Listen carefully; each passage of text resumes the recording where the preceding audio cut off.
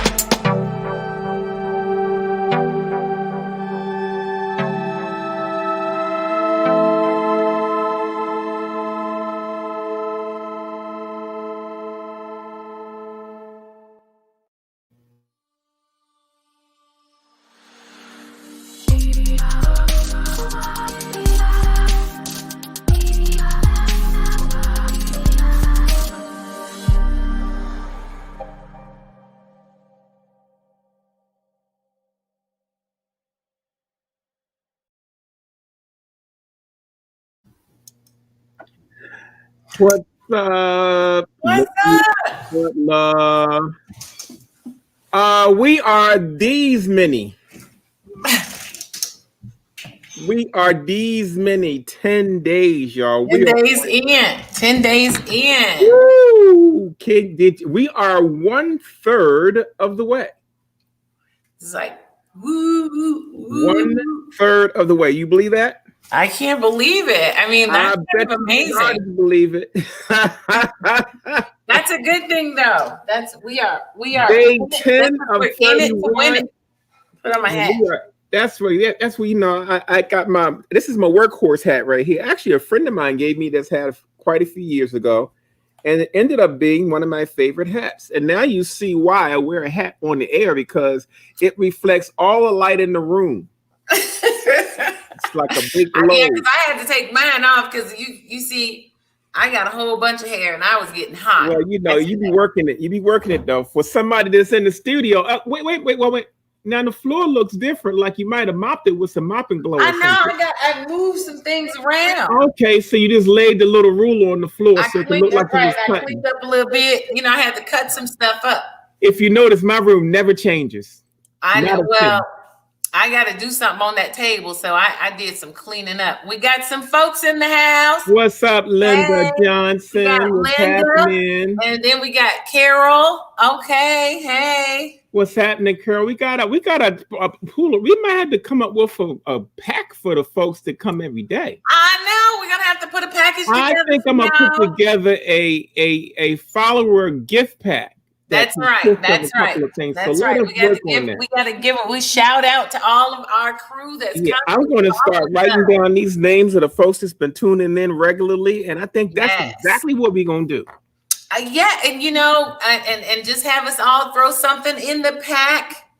I got some nice we all got magnets over here. We all got stuff. That's not a problem. So hey, Shirley's chiming in. Shirley, that's my cousin. Hey, you got all kinds of family in here, sisters and cousins. Where's all my family at? Where's my family at? Okay, I guess I can't compare myself to Louise Cutler in that regard. That's right. So look, talk to me. What's up? What's going? I tried to send you some video today, but some of it got held up.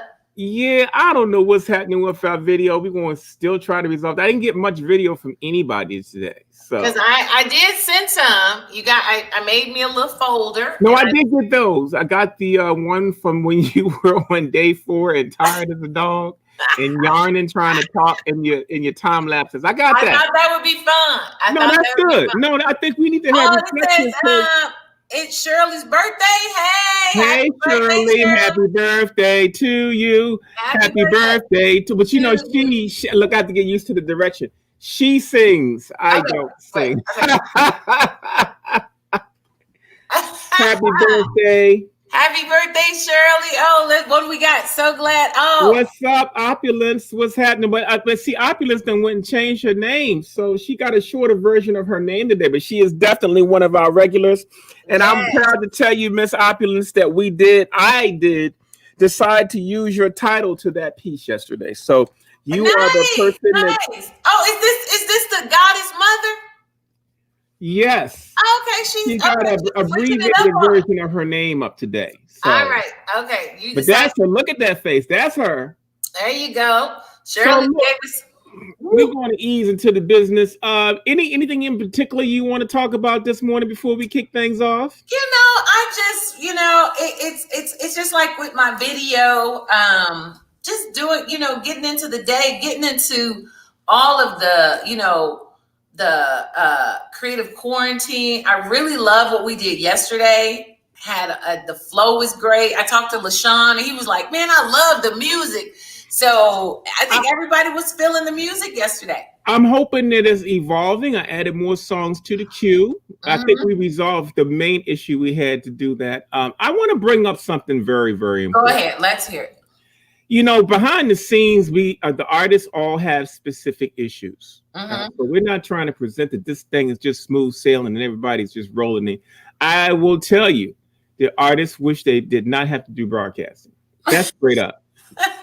I love the fact that everybody, for the most part, has grabbed the ball and has participated and got out of their comfort Yes. zone. But we Yes. got a couple of folks that's still straggling. Mm-hmm. That if I said you don't have to do video anymore, you Oh, wouldn't they'd see be them out the again. door. They'd You be wouldn't out the see door. them anymore. If I said submit pictures of the work, that's what we would get.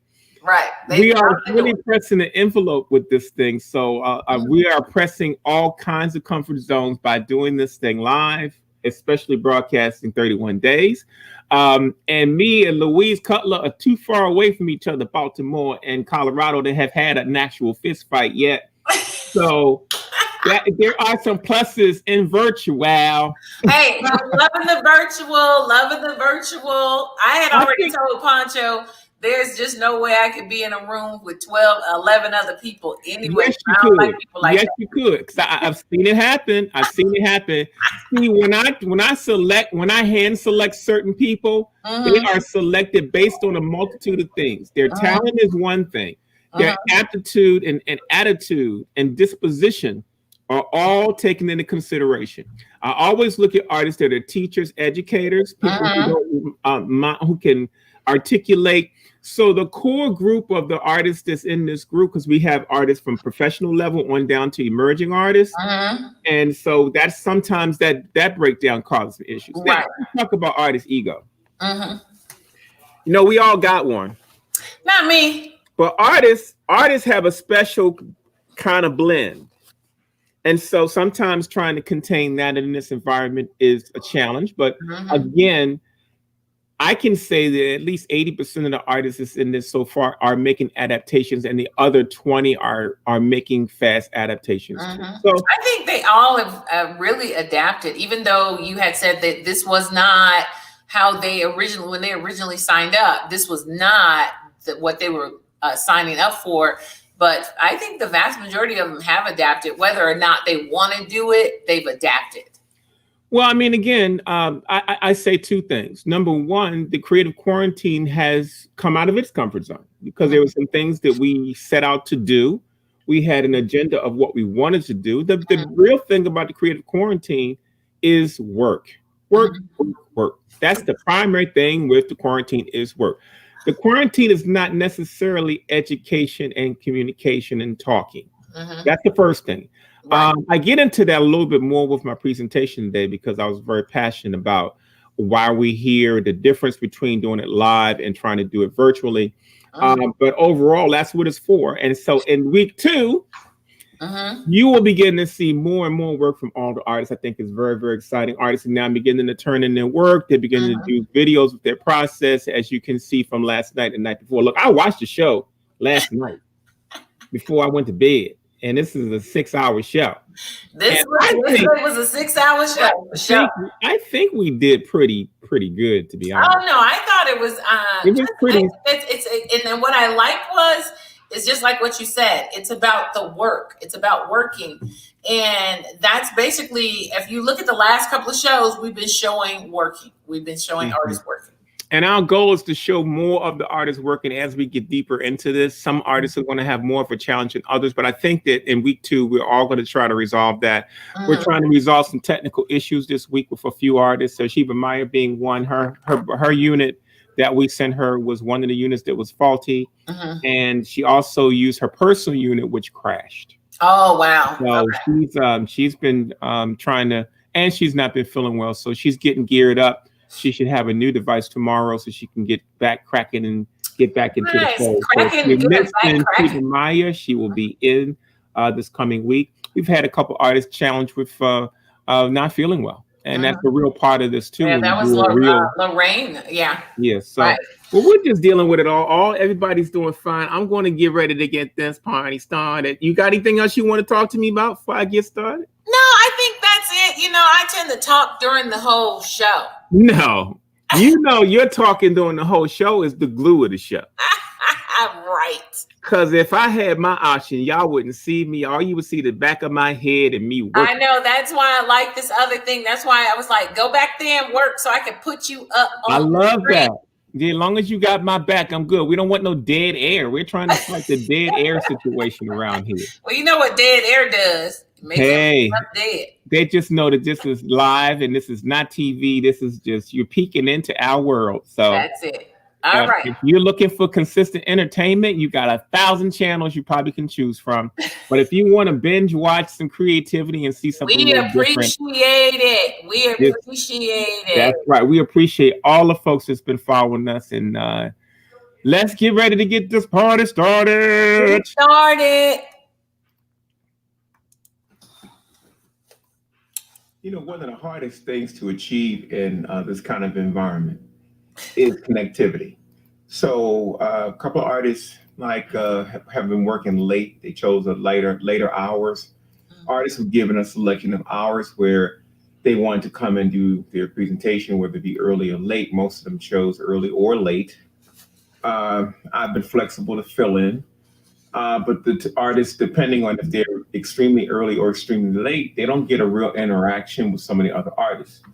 Like midday, when artists start coming online and we fill up the room, there's a connectivity that's taking place there that we did not expect to happen in this environment. You know, before in a regular quarantine, we would be in one large location, a studio, a gallery, where we'd all be working together. We would all set up our little workstations where we were going to work for the 3-4 weeks.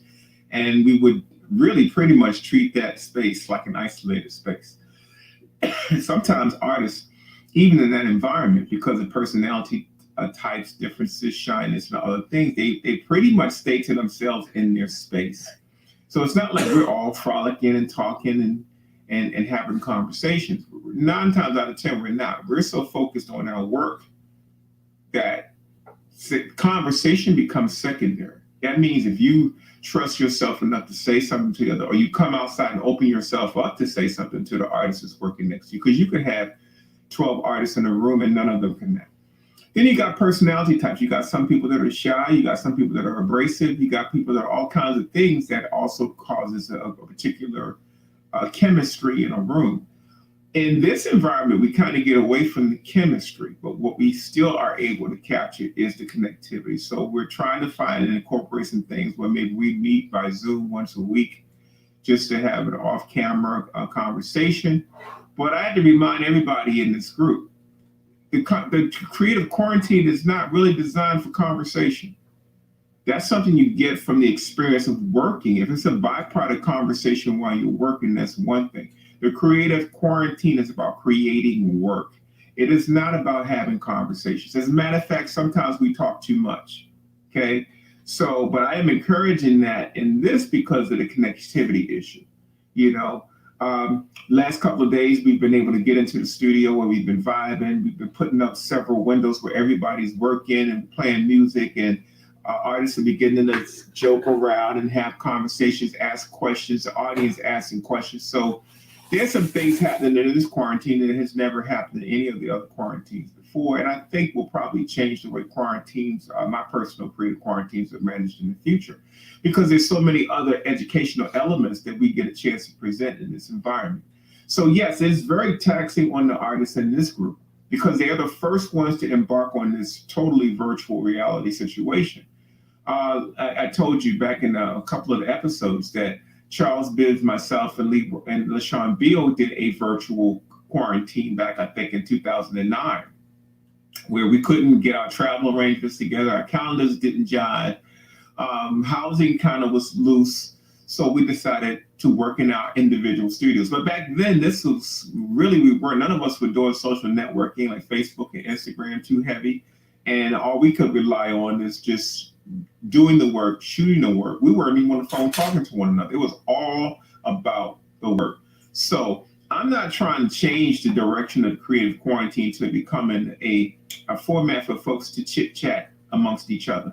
They get to do that in the regular art world. What you don't get to do is work. So my thing is, if you're working and talking, I'm good with it. But if you're just talking, I don't want to hear it because it's really about the work. And so I'm trying to at least keep moving the project forward, because when you work, we get other byproducts. The byproducts are the conversations that happens and the things we exchange. Don't get it wrong. That's how I view that. It's an excellent byproduct, but it is not the central component of a quarantine. The quarantine is about locking yourself down in a creative space to work for a period of time. And if you're working, really working, you won't have a lot of time to talk. And that's why artists are having a lot of time, a bit of a challenge doing these presentations daily because they're not used to articulating what they do and describing each step. But what I will tell you is that the artists who are fortunate enough to be in this group will be forever changed by being able to do that with their work for this period of time. It was a component we did not expect to have to deal with. This whole experience would have never been covered publicly. This was supposed to be an experience for the artists themselves. And so the fact that we had to go virtual gave us some options to do some other things, and we're trying to take advantage of that for the connectivity's sake. But I tell you, what we've been able to achieve so far in the first 10 days has been quite amazing. I'm really excited about the new direction that it's going. And sometimes this is about comfort zone, man. Artists are used to doing what they do, how they do, when they do. I understand. I live the same way. I live a very isolated life as an artist. And this studio is my world. And I get a chance to time travel in here. And I really don't care whether people get it or don't get it when they come up in the studio. And I respect this space, and I make other people respect this space. And I believe that other artists feel the same way. So we got some things here that are mixing that are causing a little bit of an issue. But at the same time, most artists now in this second week are getting into their work. The first week, we were supposed to be talking, setting it up, getting our minds straight. But now we're in the point where we're supposed to be creating. And some of us aren't ready to create, or they're being so challenged by presenting themselves that it's impeding on them creating. And so it's a lot of room for growth. It's a lot of room to get out of complacent spaces, each one of us. But I guarantee you at the end of this quarantine, they will be better armed to deal with whatever comes to them media-wise because of the circumstance. And I'm glad that we're able for the first time to find a way to share what we're doing without being interrupted by the public, because the public can interrupt this flow.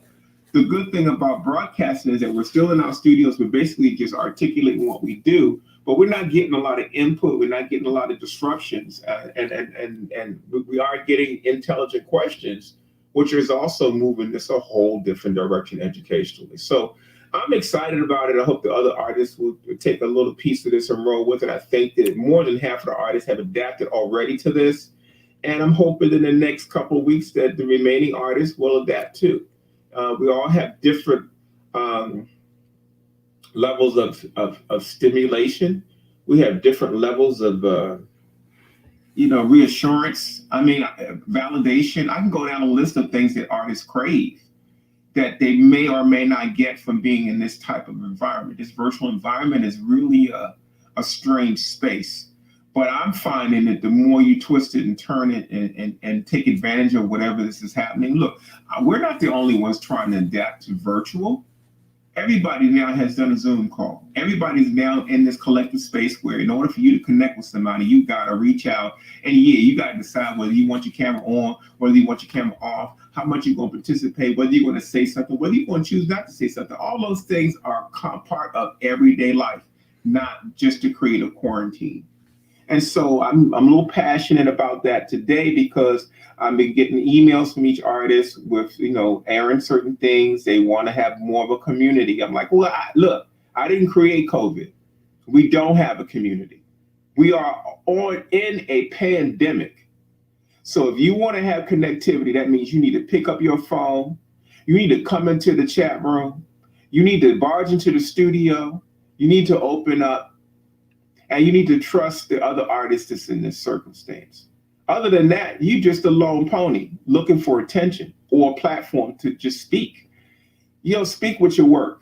We're ready to see some work. I don't really want to hear what you got to say unless it's pertinent to the work. And if you got something to lay on me that's going to affect life and the other viewers that affect life, then fantastic. It's all the more. But that's not what the creative quarantine was intended for.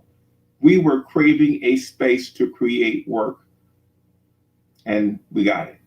It's different, but we got it. And we got to make the most out of it. And I think that at the end of this situation, the creative quarantine will forever be changed. Just like everything else in this world has forever change as a result of the things we've been going through this last couple of months, politically, socially, and it's heavy.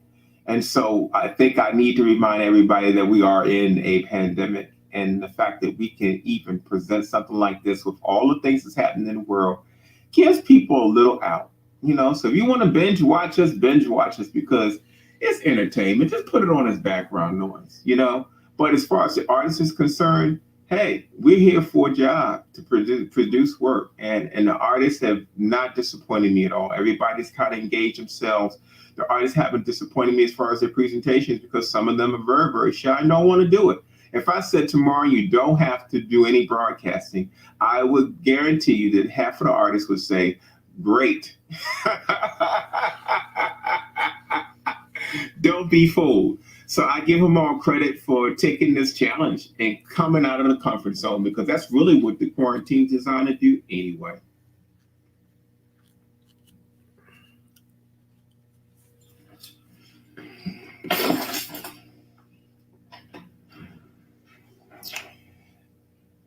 Day 10, we are in the double digits, y'all. And I'm pretty elated, man. We are like almost 1/3 of the way already. Wow. That fast. And so early in the morning, just trying to get my bearings and my gears flowing. I need to figure out when I need a breath of fresh air. So I think I'm going to run down to my favorite salvage yard and see if I can find something to paint on. I also want to prepare myself for my shopping spree happening this week. But I want to assess my paint. So I'm going to give a little bit of a presentation on acrylic paint 101. Give you a couple of feedback on how to manage your paint, what paints are, how they use, what brands to use. I think that might be helpful to a lot of you that's viewing, that just see us squirting out paint and working. And so let's get into acrylic paint 101.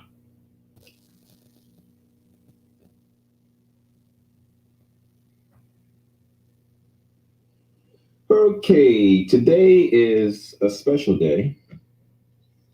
And in this special day, I'm going to be going over my paint. So you see, right here, I have a stack of, these are all my blues, purples, to keep them kind of together. This is all the paint I have in the house right now. I do this review kind of every quarantine, just so I can know what I have and what I don't have. This section over here is whites, browns, blacks, that sort of thing, neutrals, grays, black, and the different types of white. This section here is all of my greens. All right, this raw umber goes in the brown section. So yeah, I'm a little anal about this whole thing here. Then this whole section here is my reds, pinks, yellows, oranges, etc. This pile is my metallics, my silvers, my iridescent golds, and different stuff. And this section is the poncho. You got to be out of your mind. That needs to go in the trash. But I got a particular way I want to deal with that. Then I have my tower of large containers. And so that is not counting all of this paint here that I have sitting on the sides that I use for paint parties and such. But paint, you would think, isn't an issue here. But I'm getting ready to do my shopping spree. So the one thing I want to make sure I got ready is my paint.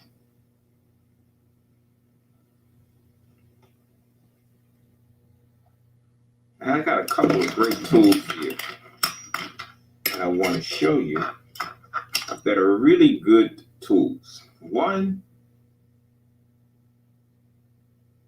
is the key.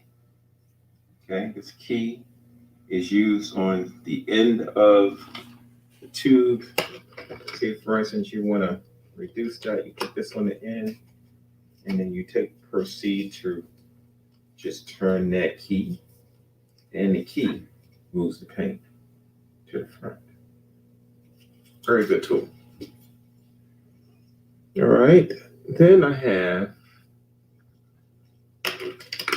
this little doohickey thing, which is looks like a leaf. I think I got this from Blick. You put it on the end, you squeeze it, and it moves the paint up to the front. Really handy tools when you want to assess your paint, see what things are, see what's usable, what's not usable. My favorite of all favorites, this is a real guy's tool. This is the Ringer, paint tube ringer. I have two of them. And the tube ringer, if you see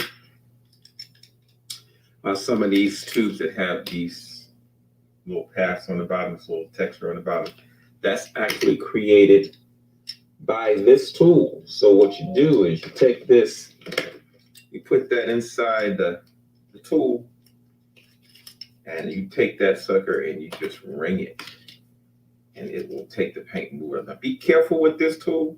This is an industrial tool. If you squeeze it too hard, it'll rip down in here.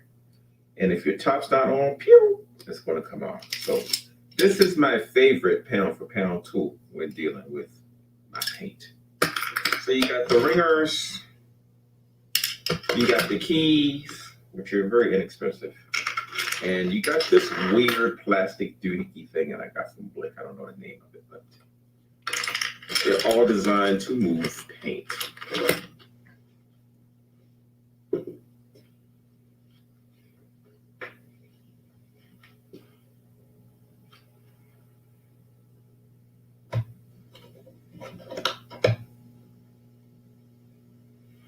So the first thing I need to figure out, just a little bit closer, is what paint is, because I'm going to go through a couple things real quick. All right, so all paints come in different grades. You might not be able to see this, but they come in 3 different grades. This is a transparent. This one is a opaque. And then there's another one called semi-transparent, and this is a semi-transparent color. Now, if you look at the back of the tube, it says light fastness, and then it'll say semi-transparent. You might not be able to see that from the lens. I don't know if the lens is automatically like focusing or not, but it should be. But in any event, once you see your headings, you can break down your paint. So most artists get sucked into, who move with acrylic paint, get sucked into using opaque paints.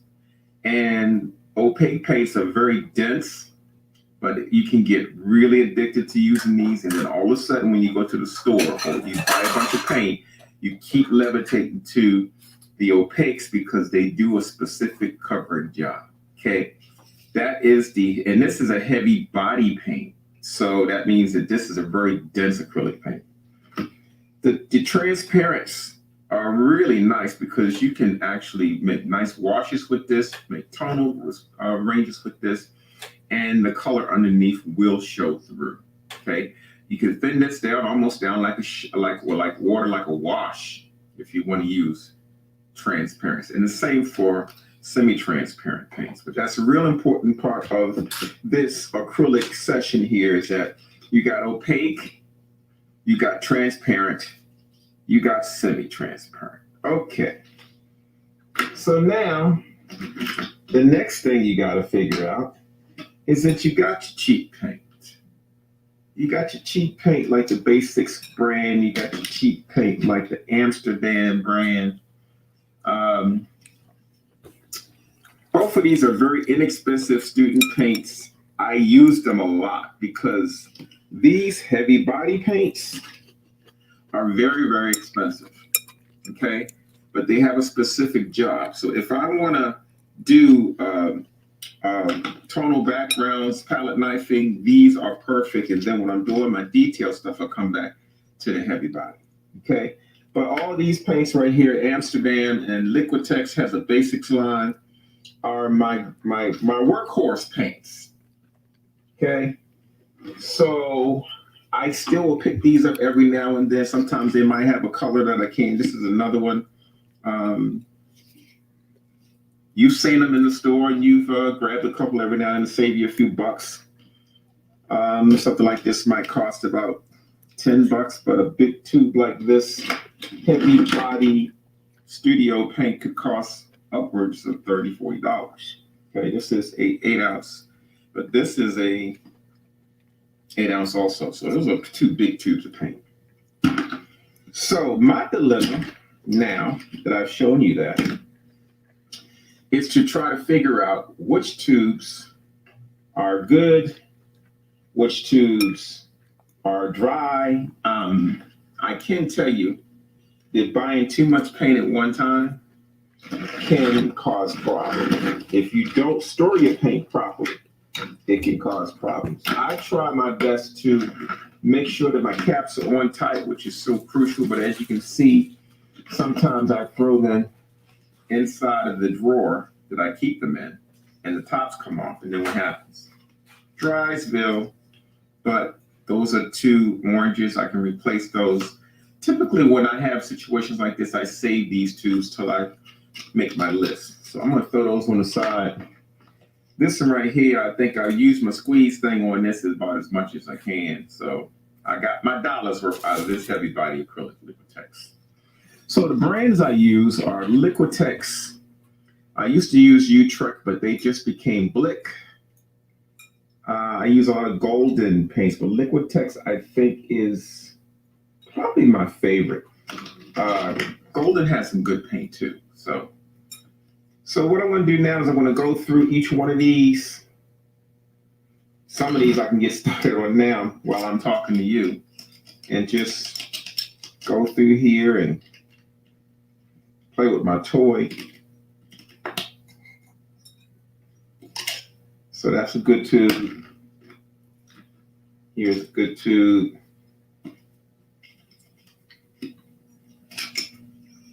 So what I'm doing now is I'm basically taking the ones that are still got some activity in them. I'm tightening them up. I got some brand new tubes. This is all in my blue section, so I'll get rid of those as fast as I go. Now my cheap paints, another thing about the cheap paints is they rarely dry out, because these have less viscosity, less pigment than the expensive ones. The expensive ones have denser pigment. Okay, so these tend to last a little longer. You see, I got one in there that's kind of empty, but I even cut these open on the base and use whatever's in there. So I'll leave this tube out since it's almost done. But all of these are good in my blue section. The goal here is to make sure I'm down to the ones that I need before I go to the store. Nothing worse than getting to the art supply store and trying to buy paint, and you haven't even gone through what you had. A lot of waste, and I'm trying not to waste paint. But it's not every day you get a $500 shopping spree either, so I want to make this count. So actually right now, as far as my purples and blues are concerned, they're not doing too bad. This might be get gelling up a little bit, but this will still make a good background paint. These are all still soft. I test them to see if I can squeeze the tube, and if it's suspect, when I squeeze it, I also do a paper test. So here you go. I'm gonna open this up. That is very, very thick paint. So this is on its way out. I need to use this as a background or something. So put that in a separate category. This right here, I do the other one, the little cute one. But this takes the labels off, so I don't like that one so much. This one right here is the bomb. Get immediate results with that. So that's good. Nice and soft. That one's pretty soft. That one's pretty soft, but the top's not on too good, so this is a good chance for me to recheck my tops. So paint management is part of what we got to deal with as artists if you don't want to waste your investment.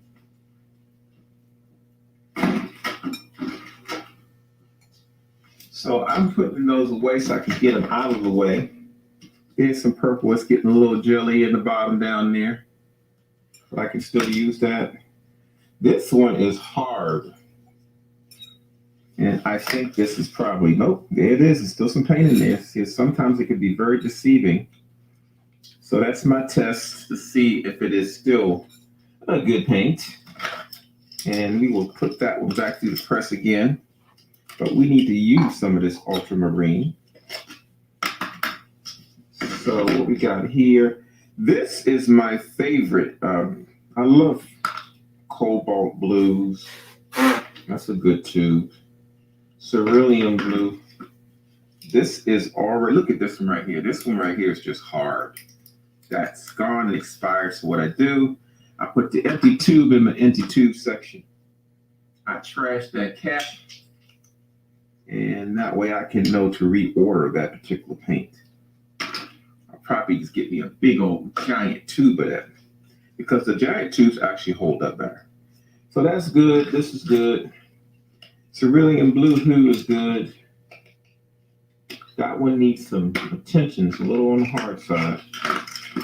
This is a cobalt teal. I use a lot of this color. But this is in my grain as I get into my grain section. So sometimes I help myself by pressing this stuff down so that this industrial squeezer won't rip the tube. It will rip the tube. But you see right there? I like that. That is so cool.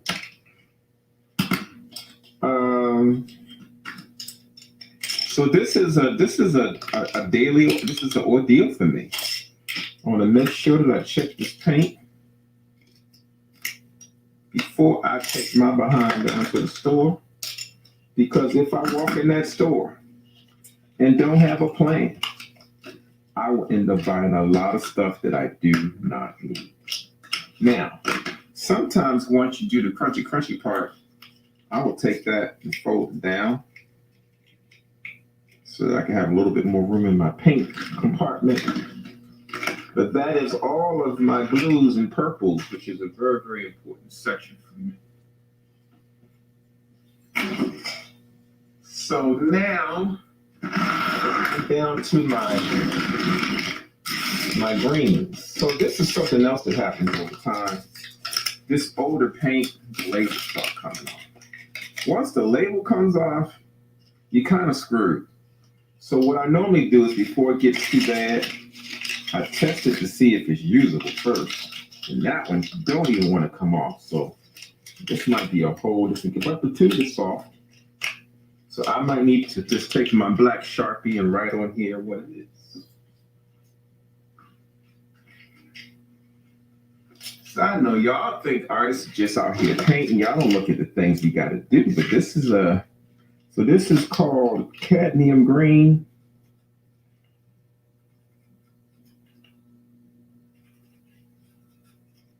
So what I'll do is I'll write it on here so I'll know what it is. I'll throw that little label away. But my green section is comprised of a couple different things. I don't tend to use in my color palette a lot of greens. So, not that I discriminate. I like all colors. Here's another cadmium green that is peeling. That should tell you something, huh? Maybe the properties of the paint is making some of that happen too. So that's cadmium green. I will keep these tubes out on my table so that I can use those first. So I got some blues here that were on that list. So I am making myself a table stack. How do you like that? This color here, I know it's not green, but I put it in the green section. This teal, I love this. I need to order some more of this. So I think I'm going to start writing some of these colors down now so that I can know what I need. Because ain't nothing like getting to the stuff and realizing you need some help. So I'm just going to write a little list here of what I need to cobalt. Teal. I'm gonna get a big tube of that like I did this time. So I got turquoise, green. That's looking good. See, this can be a day ordeal if you don't plan right. So I decided on the Sunday, day 10, to get my paint right. All right. So here's basics. I tell you, this stuff lasts forever. Here's a big old tube of green that I've never used. But this is backup stuff. This is more of that inexpensive line I was telling you about. My good old trustees. I take the ones out that are good. Bright aqua green is another color that I love after that teal. And then I got some Viridian blue. Now, don't get me wrong now. I know I sound like I know all of these names. Some of these names I can't pronounce worth of nothing. So I'm just trying to, for y'all's sake, give you an idea of what I'm dealing with here.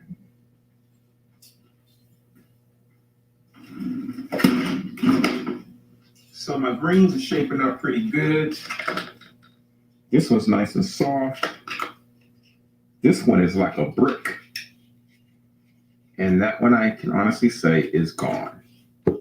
So as you can see, my damage ratio is not too bad. So far I got 5 tubes. It's just like no good. I got an emerald green here. Looks like I got to get some pliers to get in a couple of these. Permanent green deep.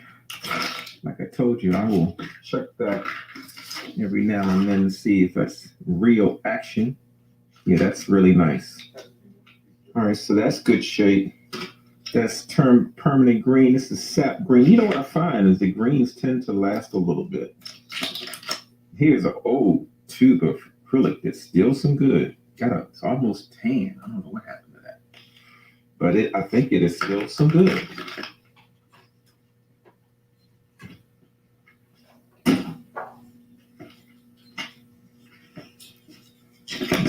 I love this cadmium oxide green. I think we got a little bit in there. Yep, that's looking good. So my greens are looking fairly well. I got a big tube of the same color, green. So I think I'll leave the small tube out on the table for me. And I need to make sure that I can order another giant tube of this cadmium oxide green. Because I love that color.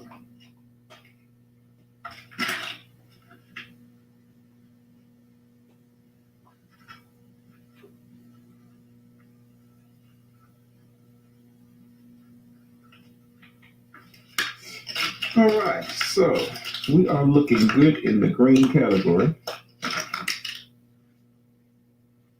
That's chromium oxide green. I told you I can't pronounce some of this stuff. And I got some cadmium green here.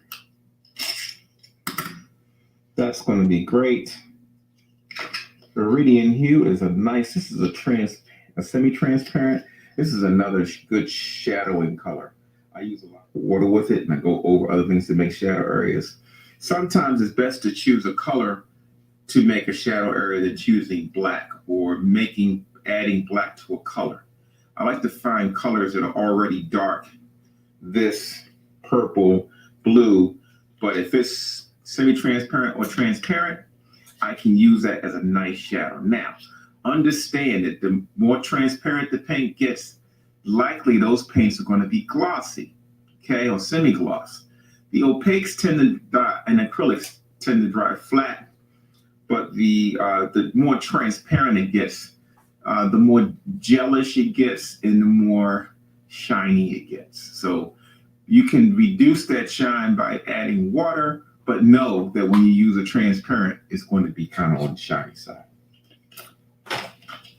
So that's why I wanted to give you this paint lesson, because some of y'all got paint piled up in your drawer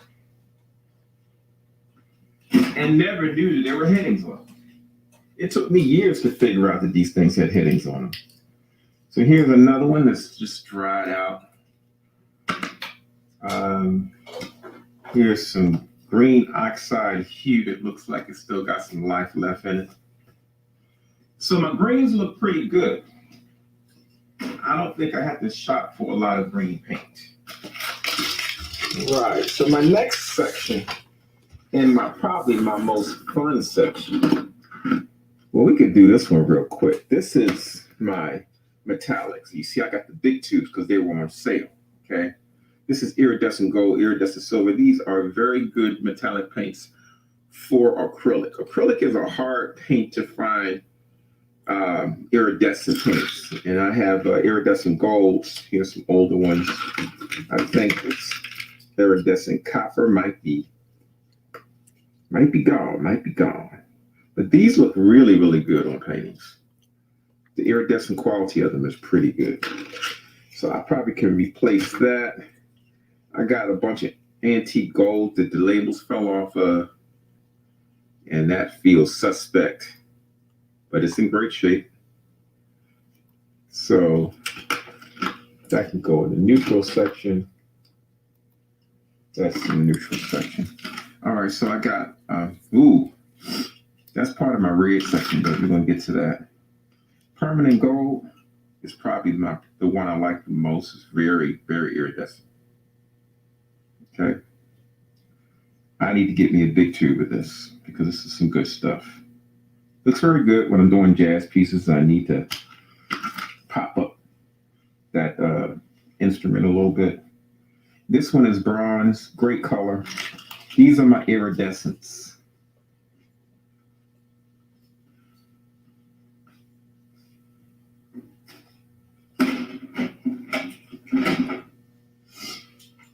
All right, we are trucking. We are now down to all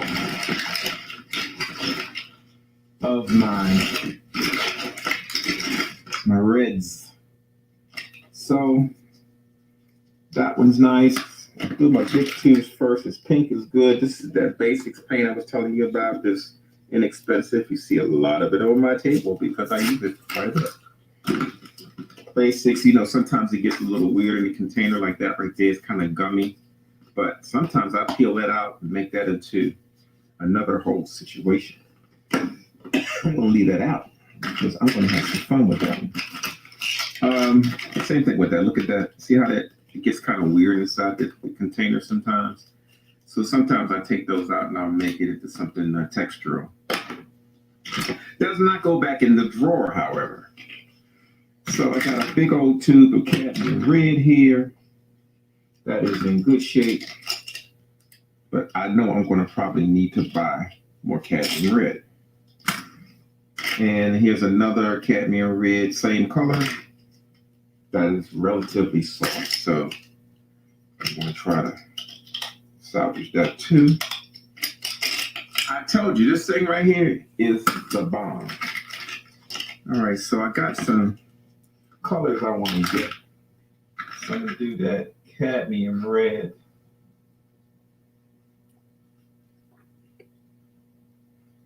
Medium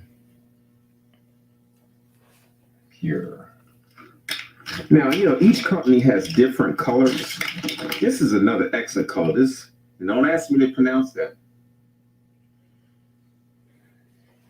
Quinacridone red is great. It is a semi-transparent. This makes a good shadowing color too because it's very thin. This is getting hard, but I can break that down with some water and lay some on the table so that I can get some more of that. But I need to buy that again.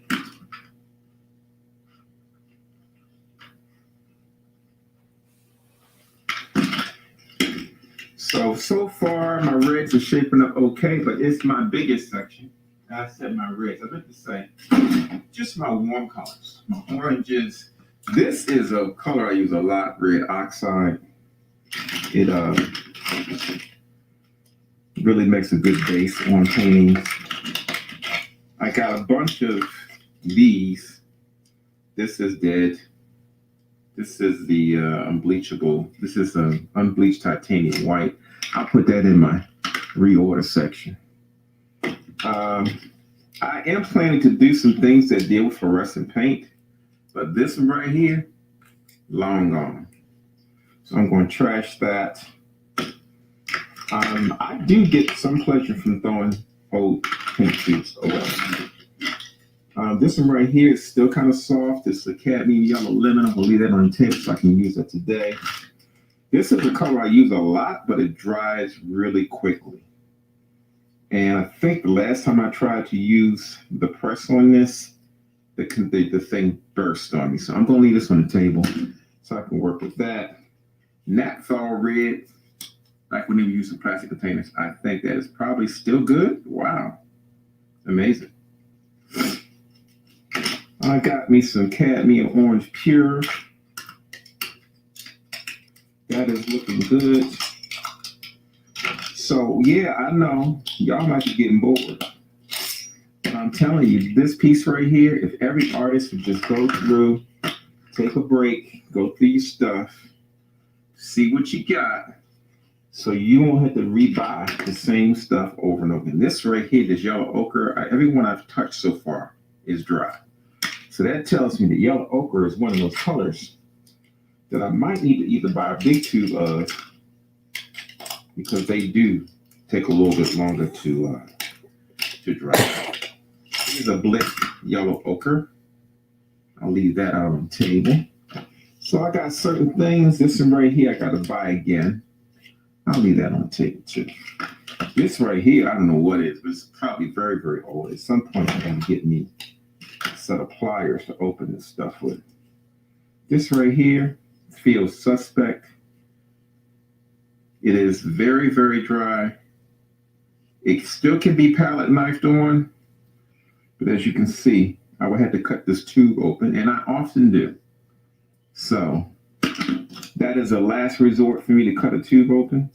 Here's some yellow ochre, that's in good shape. Hence the yellow light.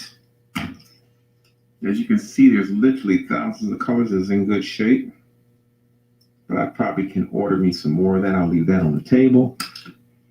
Leaving them on the table for me allows me to use them.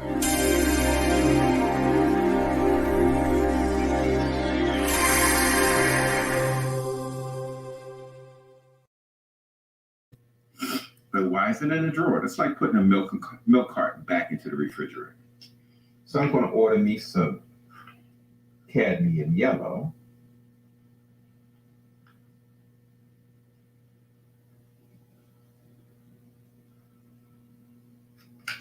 And this will go in the trash. This will go in the trash. I got another fluorescent. I'm going to do a fluorescent painting, so I am actually going to be on the lookout for some good fluorescent paint when I go to the store. Treat myself to something different. So right now, I'm looking pretty good in the area of my reds. How did a tube of oil paint get in there? Ha, ha, ha.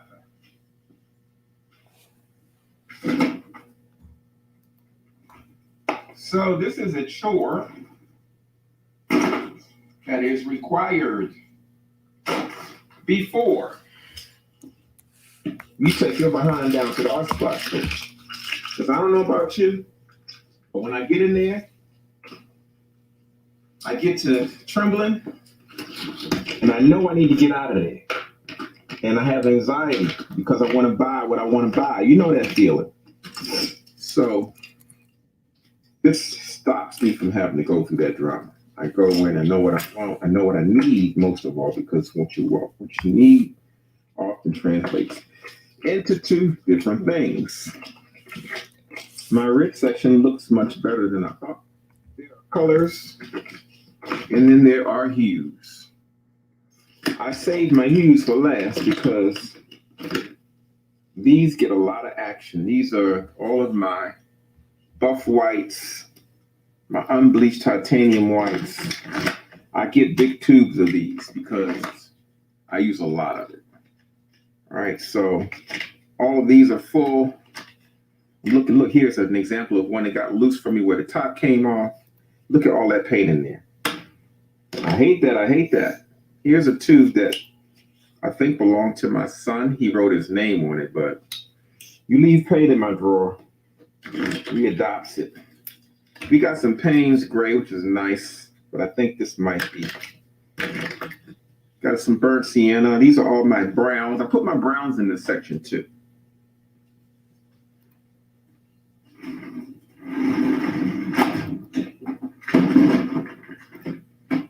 So also this allows me an opportunity to, that looks like it's trash. Gives me an opportunity to really kind of look at what I'm working with. Here's some titanium white. I can leave that on the table. Here is some unbleached titanium hue, which is dried. Here is a tube of unbleached titanium. I can leave that on the table. I need to use this tube of black that is got no top on it. That's good. This is good. By touch, these are all very, very good condition. Iridescent white.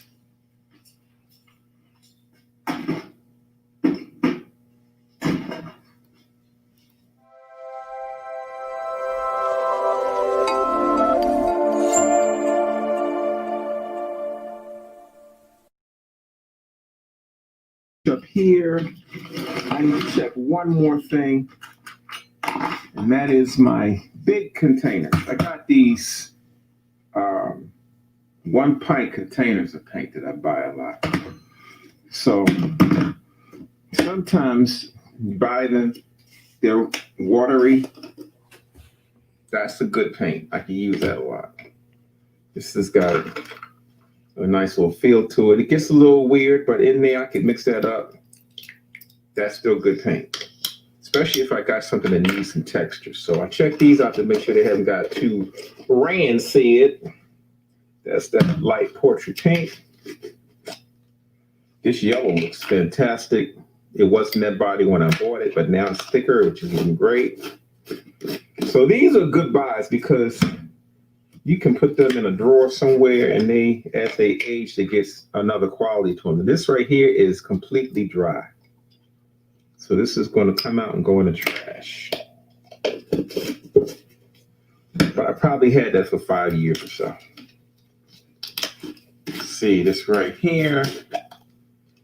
What's happening there?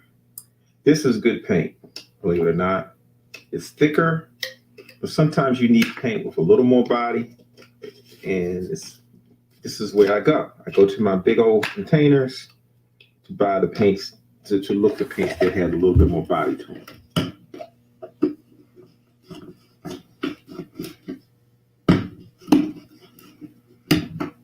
It's got a lot of yellow. Now this right here looks suspect, but trust and believe it can be used. I'm going to check that out. My palette knife. Yeah, that's really good paint. Really, really good paint. It just got that little gel on the top. I can just get me a palette knife and stir that up.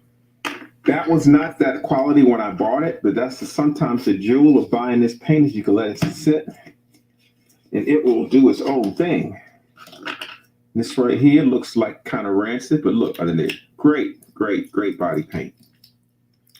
This is good for palette knife and backgrounds and whatever else you want to get into. And it's very opaque too. You can hardly see through that at all. Good paint. So all of my big containers, for the most part, outside of one, are in good shape. Day 10, man. It's been a long day. I really like where things are going. The artists are really moving along. Looking forward to seeing what develops this week as people start getting works completed and as Collaborations now are in most people's hands. Most of us should be receiving them next week.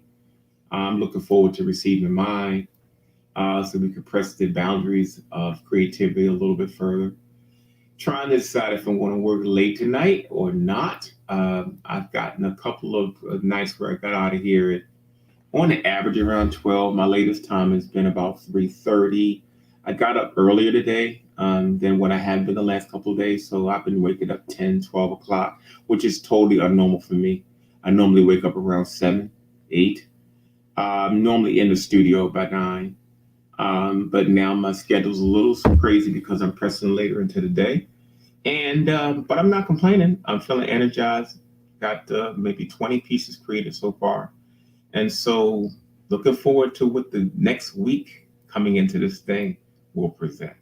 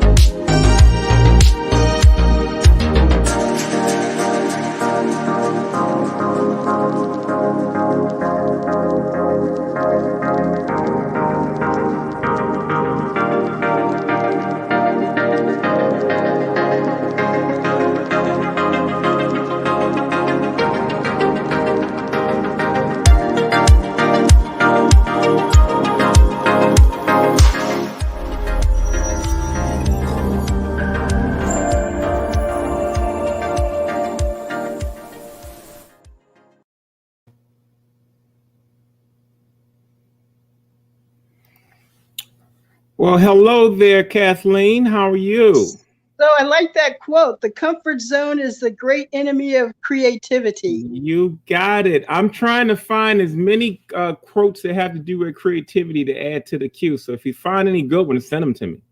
Oh, yeah. Okay. So to that point, my comfort zone is working with clay canes and using the clay itself as the texture and color for the patterns I create. Mm-hmm. So we've been asked to get out of our comfort zone during this session of the creative quarantine. So I have been looking at a number of people who use paint on their polymer clay. And their work is quite interesting. So for getting out of my comfort zone and doing something experimental, I decided to use paint on polymer clay. So today, I have started to put that request from Larry Poncho Brown into... It is not a Larry Poncho Brown request. It is a creative quarantine guideline. Oh, okay. A creative quarantine guideline. That's right. That was started by Poncho Brown. Yeah. There you go. Don't let him out of it. Don't let him out. Okay, so anyway. I'm not having a problem with adaptation. So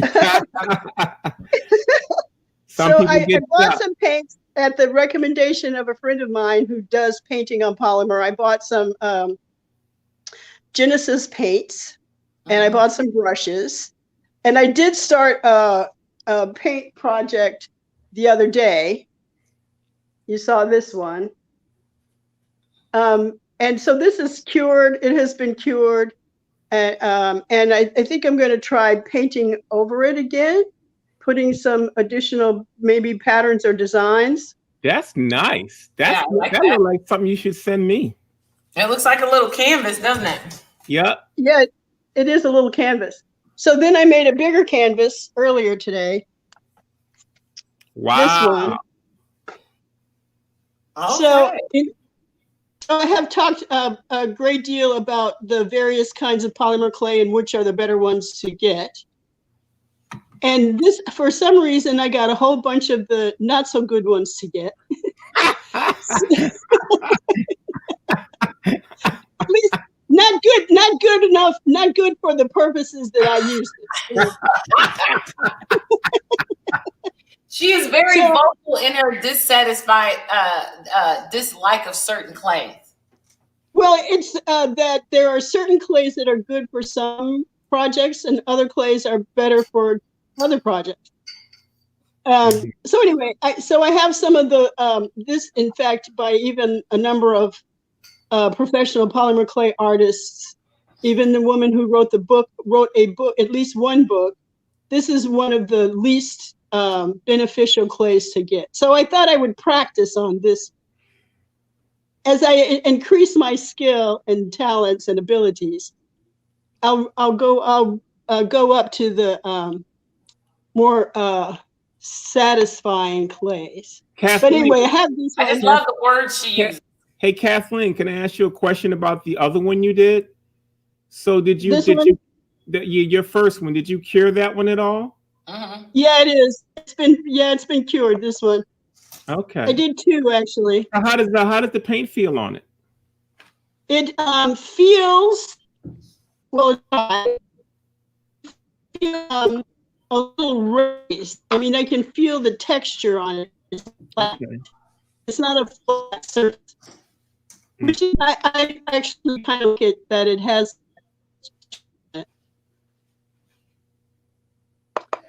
So anyway, so I got mixed some clays. This is one of the blues. I mixed it with the, what is this called? The liquid something or other, the paint thinner. And this is the leftover red from the other day that I painted on this. And this is the leftover orange. And then I took, there's silver in this package that came with the Genesis tryouts clays. I just got the small try things because if I don't stick with this, it didn't make any sense to get a whole big collection. And then I have this yellow. Now you told me something about mixing the paint thinner. How do I do that? Well, usually when you're trying, it depends on what you're doing. If you're going to be working abstractly, you don't necessarily have to thin your paint as you go. But in your kit situation, it looks like you're trying to use it kind of abstractly. I kind of like what you did with that first piece. Well, I just, poked it around, literally just poked it around. Okay, so here's the yellow. Mixing in when I poured the paint thinner into these jars, it spread around on my table. So I had liquid stuff all over the table. Okay. So then I have this other chunk of clay, the less satisfying ones. I want you to send me one of the ones that you've cured with like this. Yes, and pick me and send me probably your darkest color, and then I'll send you something back that you can work into. Okay. All right, so I've seen a couple of, one of the projects I'm going to work on during this creative quarantine is wall structures. And there's a ceramic artist whose work I have greatly admired. And he does these tiles, square tiles that can work separately, but also can be used together in like a big pattern. So, sometimes people imitate other artists until they get their own style going. So anyway, I'm going to start by laying out some shapes on this purple sheet I have. And using tools, I'm going to impress some kind of patterns onto the clay things that I'm putting on here. And I'm just going to let my mind wander and flow here. There are the Aboriginal women who do the dot paintings. Have you seen those? Yes, I have. Yeah, so I'm like I said, I'm just kind of playing around with this. I'm experimenting.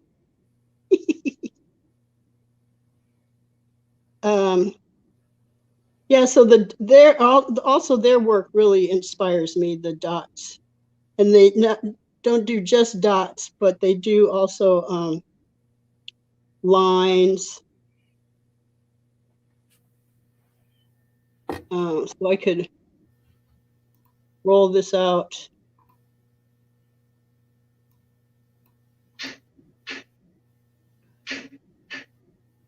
If you hear a little funny clunking sound, it's my heater. The heater in my studio coming on.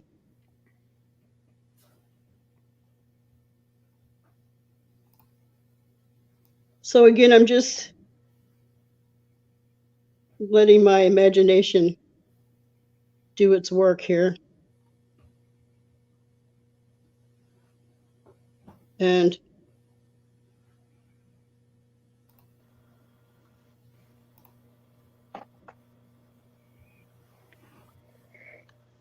just placing these wherever I feel moved, wherever the little circle dots tell me they want to go.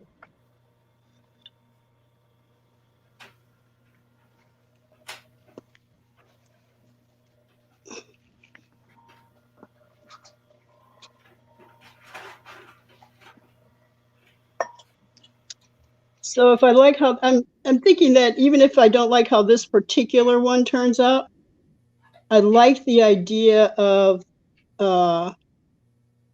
creating wall pieces in squares with different patterns in the squares that fit together, or that can fit together.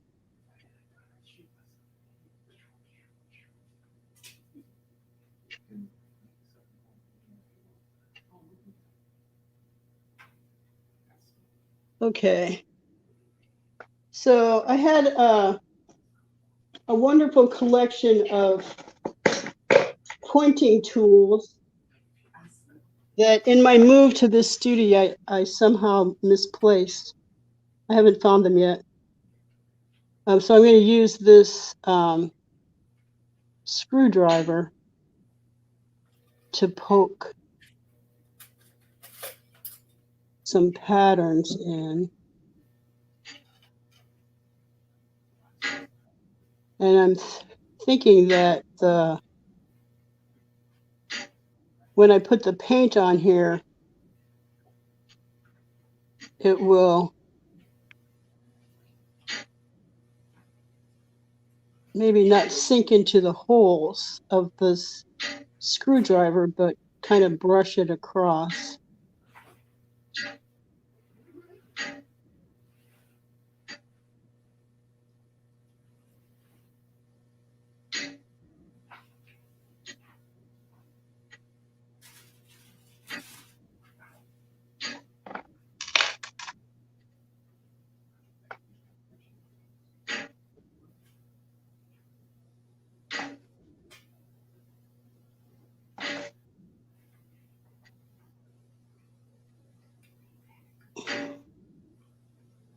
think I should do another little squiggly snake guy somewhere on here.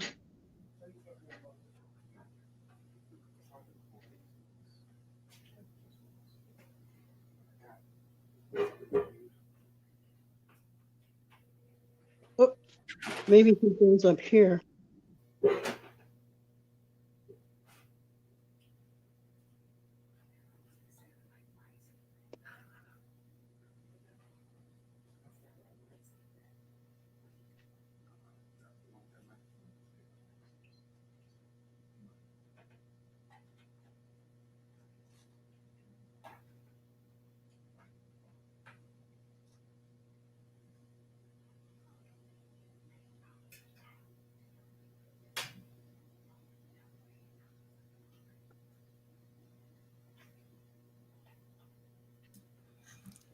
So Lorraine, Kathleen, you're going to paint those?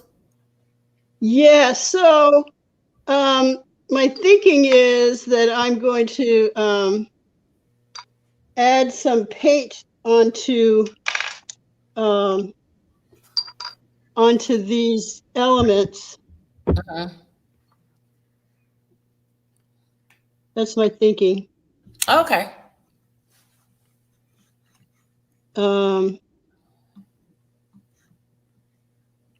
Trying to get some kind of a interesting other thing going on here.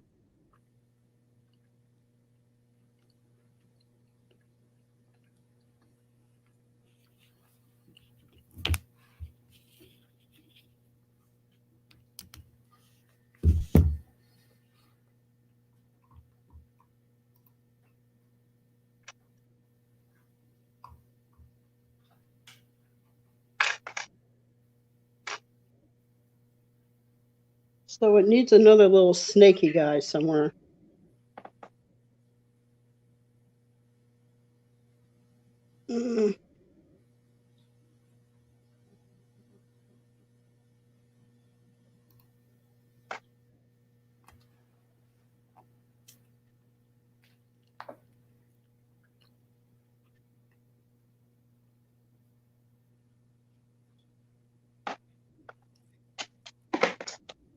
Now, let's see. I have some stamps.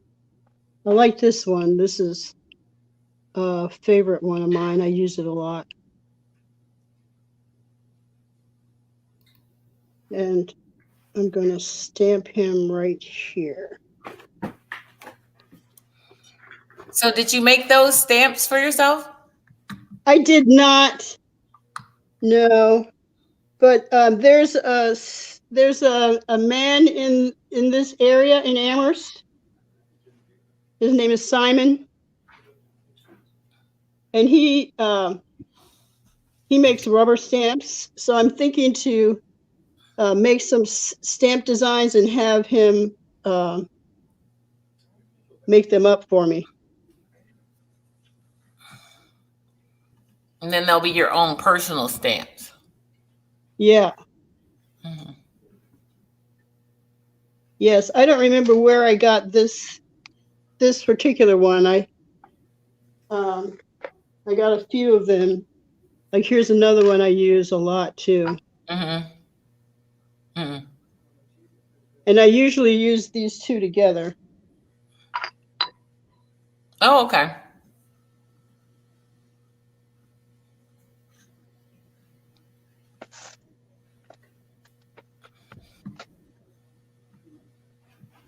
And I like this one too. It reminds me of a village. Oh, yeah, it does.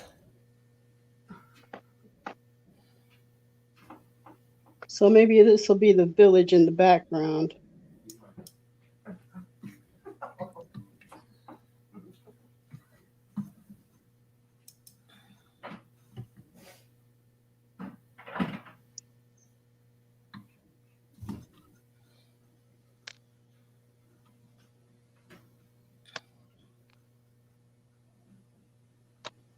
Now, these stamps have to be pressed in harder than one might originally think.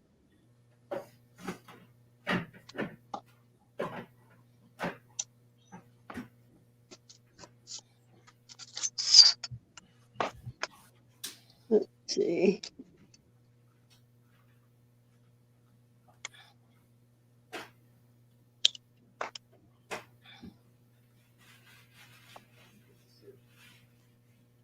So I'm just taking this blade to release this square from the glass.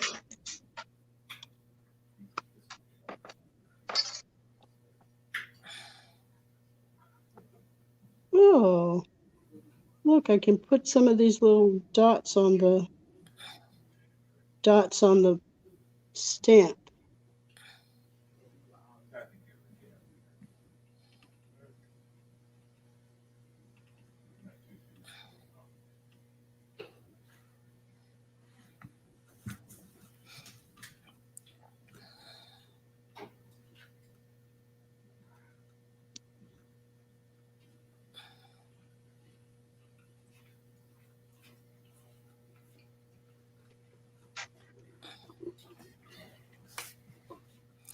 I see Karen's in the house today.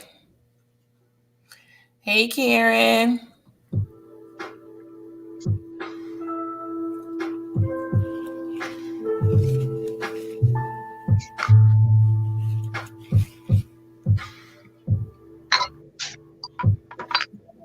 So let's see.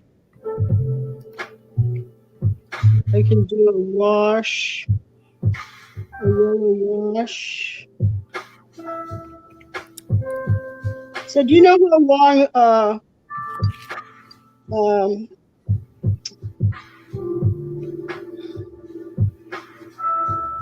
what are these clays? I mean this paint oil. Do you know how long the oil paints last? How long they can be around uncovered?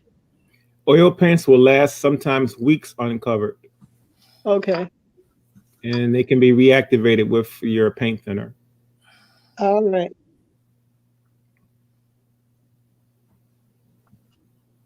So I don't know what I'm doing. Say that again. The earthier the color is, the longer it takes for it to dry. The earthier the color is? Yes. Like the more brown or blue it is? Browns, particularly. Mm-hmm.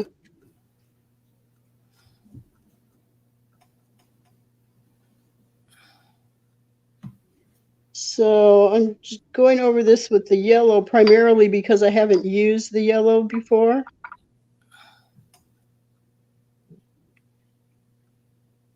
And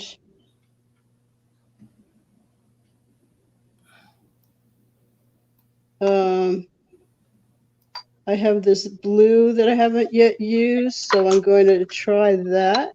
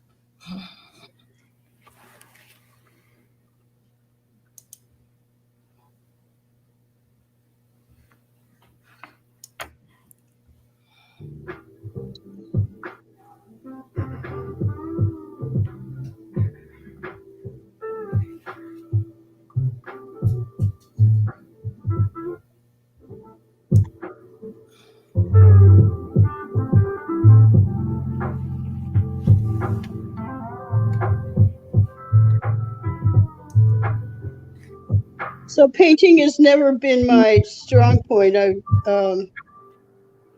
have been a textile person really until I found the polymer clay.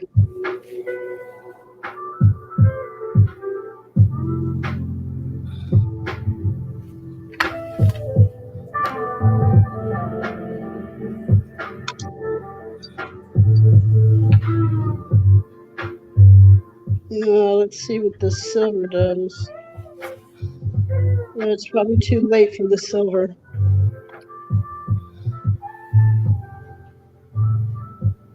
Yeah. So is Karen ready to come in? Karen is already in. She's working. Right. Oh, okay. So you can just work until you're ready to turn it over. And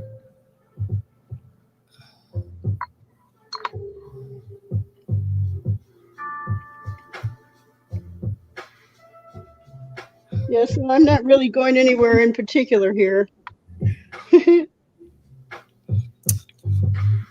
I don't have anything really in mind. Is there a way to put the camera above it so we could see it? Yeah. Oh Can wow. you see it? Mm-hmm. That looks very, it's really nice. nice. Very nice. Mm-hmm.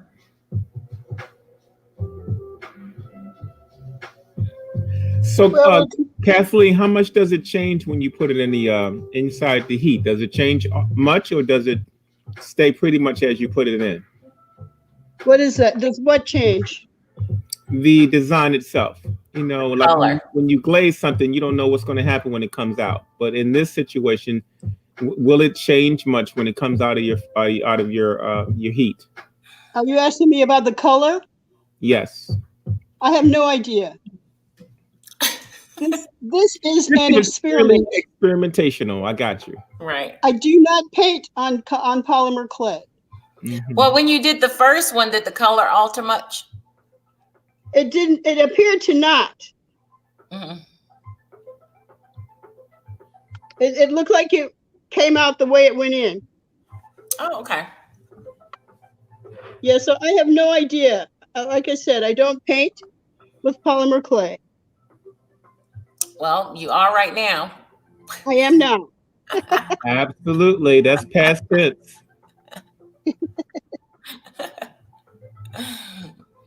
Yeah, so And I tell you what, Kathleen, what's that? abstraction might be the way to go. Maybe.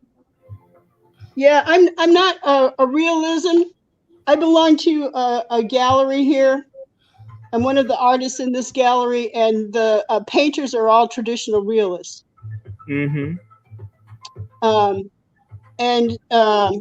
So I'm the only polymer clay person who doesn't do traditional realism with my polymer clay.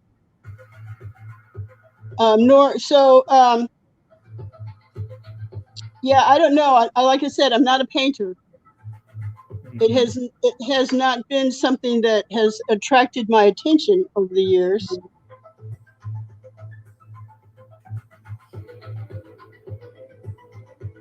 But I'm doing this because I'm part of this project that asks us to experiment. And I have seen other people who have painted on polymer. It looks very interesting. And some do more realistic painting.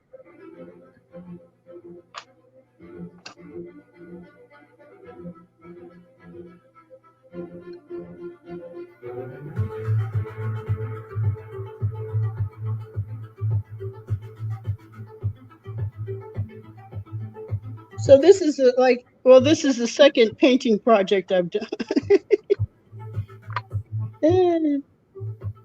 And again, this is the experiment. Now, as I continue to do the painting on the polymer, I may come up with something real and tangible, and but right now it's just playtime. Playtime is good and healthy. Yes.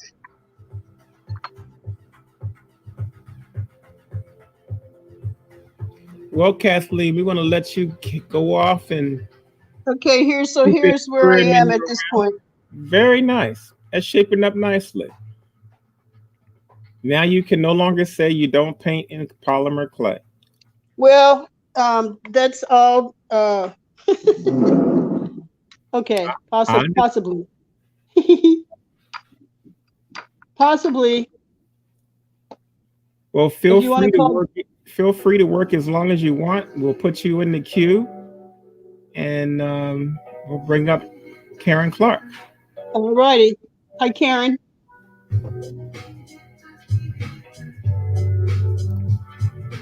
How you doing? How are you, Kathleen? Good. I'm doing good today. And yourself? Good. I am good. I am good. Just busy working. That's good. Yeah. Your work is beautiful. Well, The work is beautiful. yeah, you think so? Yes, I do. It's beautiful. Okay. Absolutely. All right. So, Karen, what are you doing to the cups today? Right now, this is the first firing. It's just finished coming out of the kiln, and I am wax resigning them and wax resisting my bottoms. Okay, because you don't want any of the glaze on the bottom. Right. Don't want the glaze to stick to the kiln shelf. Because if they do stick to the kiln shelf, you have to either sand them and or replace them. And to replace the shelf is $150 a set. So I try to handle them with care. And so what I'm working on right now is what they call a gip and grip. A gip and grip, if the piece is centered, then it will actually center on the wheel. Your piece will center on the wheel properly. So what I'm doing is just sitting them inside of the gip and grip, holding it together, cutting on the wheel, and just going to twirl around a couple of times to get the wax resist on. So now that is done, because I've gone through all of them already, I'm actually getting ready to add the color onto the pieces. The color is the iron oxide that is watered down. And I come in and I start adding the color to the face. And this is what turns it ebony. And so I have to be careful with it because wherever the mistake is, you have to put it back in the fire to fix it. And so you become very careful with the piece. And so these are the 30 mugs that y'all were talking about. Right. Yeah. I know when I saw you pop up, I'm like, it looks like a bunch of giant dinosaur eggs. Oh, wow. Dinosaur eggs. Well, I hope No, that the that's dinosaurs because are in the eggs. Isn't that I special? was looking at you really tiny in the beginning. I was like, oh, it's like a bunch of dinosaur eggs because they were all lined up. Quite interesting. Okay. Okay. Quite interesting. Karen had a bunch of dinosaur eggs. I don't know. Okay. So anyway, so what I'm doing is I'm adding on the iron oxide. You see where that bump is? I just bumped it in era. So I have to come back in and hopefully it will come out. If it doesn't come out, then I'll find a darker glaze to put on top of that. Because iron oxide stains everything, even your fingers. Yeah, and then you have to, but it comes out. It comes out. But all the shirts I have that I own that are white, they always have some type of iron oxide on top of them.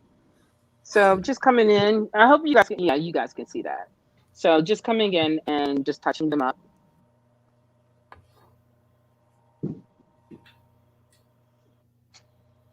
And this is just glazing is all day work. It takes hours and hours to glaze when you are doing multi-colored items. And so this is just the first part. So the first part is, signing all of them. The second part is, wax resisting the bottom of all the pieces. The third part is putting the iron oxide on. Then the wax resist goes onto it. Then they sit for 24 hours. And then I glaze the inside color one thing, the outside color another thing, rimming it with another color. So it's a very involved process when it's time for you to start glazing. And you really have to think about it. And sometimes it takes a lot. So usually I'll do them in groups of 6 or 7 of the same color. Or I try to do them in sets. of 4. It all depends on who's looking for what. So this is why I try to throw everything with the same body when I am throwing. So when I'm throwing the dinosaur eggs, I try to do all the dinosaur eggs at one time. Yes, and then All after right, that, Karen. after I finish throwing them, to make sure that they're a family, then I do what I'll go from there. Because it's it's not necessarily important, but when you are throwing something, you should be, it's a series, it's a family, you want to throw in the same thing. You shouldn't have one straight up and down and then the other one round and the other one this thing, unless you are trying to tell a story about it. So I'm gonna flip one up and so you guys can see what I'm talking about when I say iron oxide. It doesn't, you may not see the difference through the light, but if you see the background of this one, it has a very ashy look to it. And then after I put the color onto it, it gives it a darker look. And then if it's too heavy, then I'll come in and just dot it or blot it to make sure that it's nice and smooth. And then after that, go to the next one. So this is what I have been doing all day. So I have some teapots that I've just finished glazing. They're inside of the kiln right now, waiting for everything else to go in. Because and then I have probably 40 or so cups. My mom asked me to make some bowls for her. She doesn't need 40, but she would like to have a multitude of serving bowls. So I'm working on that because she asked for those for Christmas. And so that was her Christmas present that is delayed. And so now I'm just working on these. And I'm excited about the other pieces that have come out. So I'm looking forward to working with those. So hopefully everything will be finished with this group of work that I was doing probably by Thursday. These will go into the fire tomorrow. They'll be ready Wednesday. And then I can unload them, check them out, and then put them on the shelf and wait for what's next. I have to take some photos of it. It's very important for any artist to make sure that they take photos of their work for their photographic history, but also on professional backdrop. So each piece will actually have its own photo and edits, and that does take some time to do. So it was really great to invest in a shadow box for these smaller items that I do. That was a great investment. Thank you for that suggestion. No, you're Thank welcome. you for that. You're welcome. It is always great to have a photographic history. I mean, it shows so many things. It shows the people, your work. It shows you what you've been doing. It helps you build a catalog also for people to look at.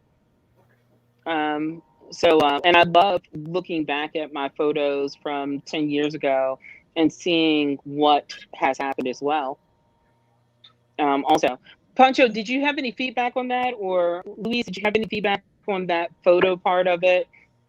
Dealing with, taking photos of your work? Oh yeah, I think it's really important to, like you said, to document even because it's even for yourself to be able to look back and see what you've done. I find it, I like going back and seeing some of my earlier works. And then it's like a lot of times artists just feel like, oh, I have to take photographs so I can send them for art shows. But we also have to take photographs for our own personal documentation. So, and I know Pancho and I had talked just not too long ago where he was talking about creating a large inventory of all of his work. Okay. Well, I think it's important to get the most out of working. So if you think about it, the next 30 days, you have the capabilities of getting a lot of content documented of what you just did this month, Mhm. which Right. will put you ahead of the game with applying for shows. If you need to put examples, if you want to do PowerPoint presentations to show people process. So I tell artists to, just kind of keep in mind that all of this time that you're utilizing, make sure you utilize it well. Yeah. I am a believer in documentation. Yeah. And so sometimes we get so caught up in the work.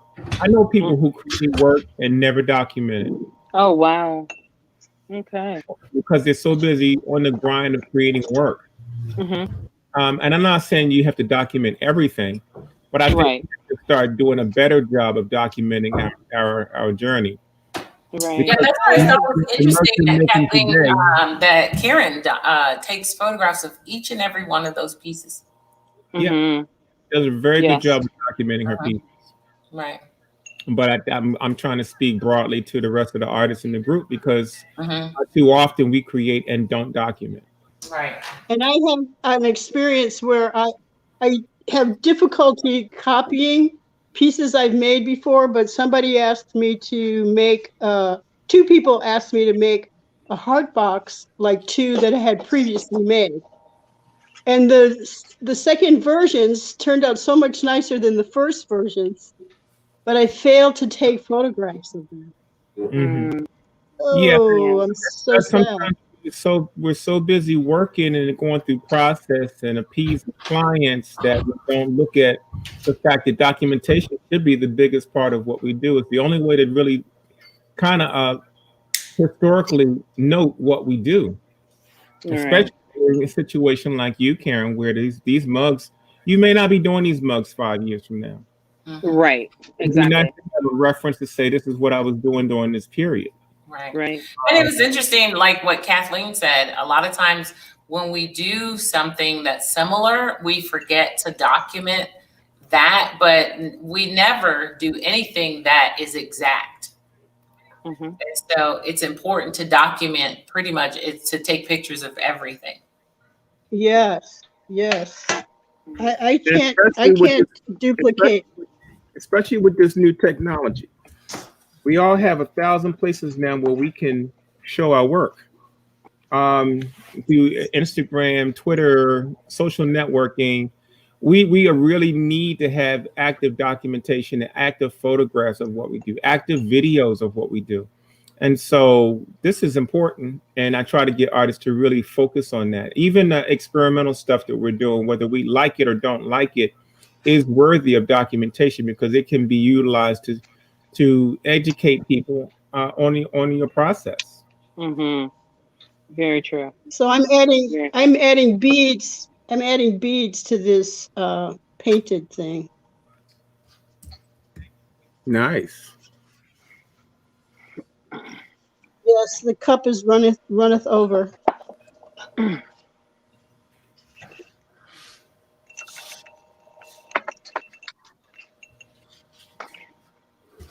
So, right, I'm gonna actually come to a stopping point so that I don't get too ahead of myself and it becomes laborious with this. So usually I take a break and switch up and go to the wax resist to wax resist these pieces because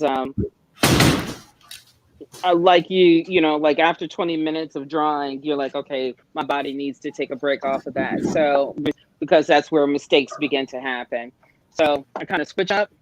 And then after that, I go to the wax resist of it. So wax resist is just a repellent. And you need to be careful with the repellent as well, because the repellent, wherever you repel, that's what it repels. And so I just come in here and just do some blotting around the edges, and then I come in and fill in the blank. It's like a coloring book, you know, draw the outlines, and then Stay fill in the within the outlines. Stay within the line. lines. Yes, what I'm doing right now is I blot the eyes really heavy and foam them, and so that nothing gets in the eyes creases or the nose. creases, because when you don't do that, glaze gets in there, and then she has a little mucus drip, or it looks like she's crying.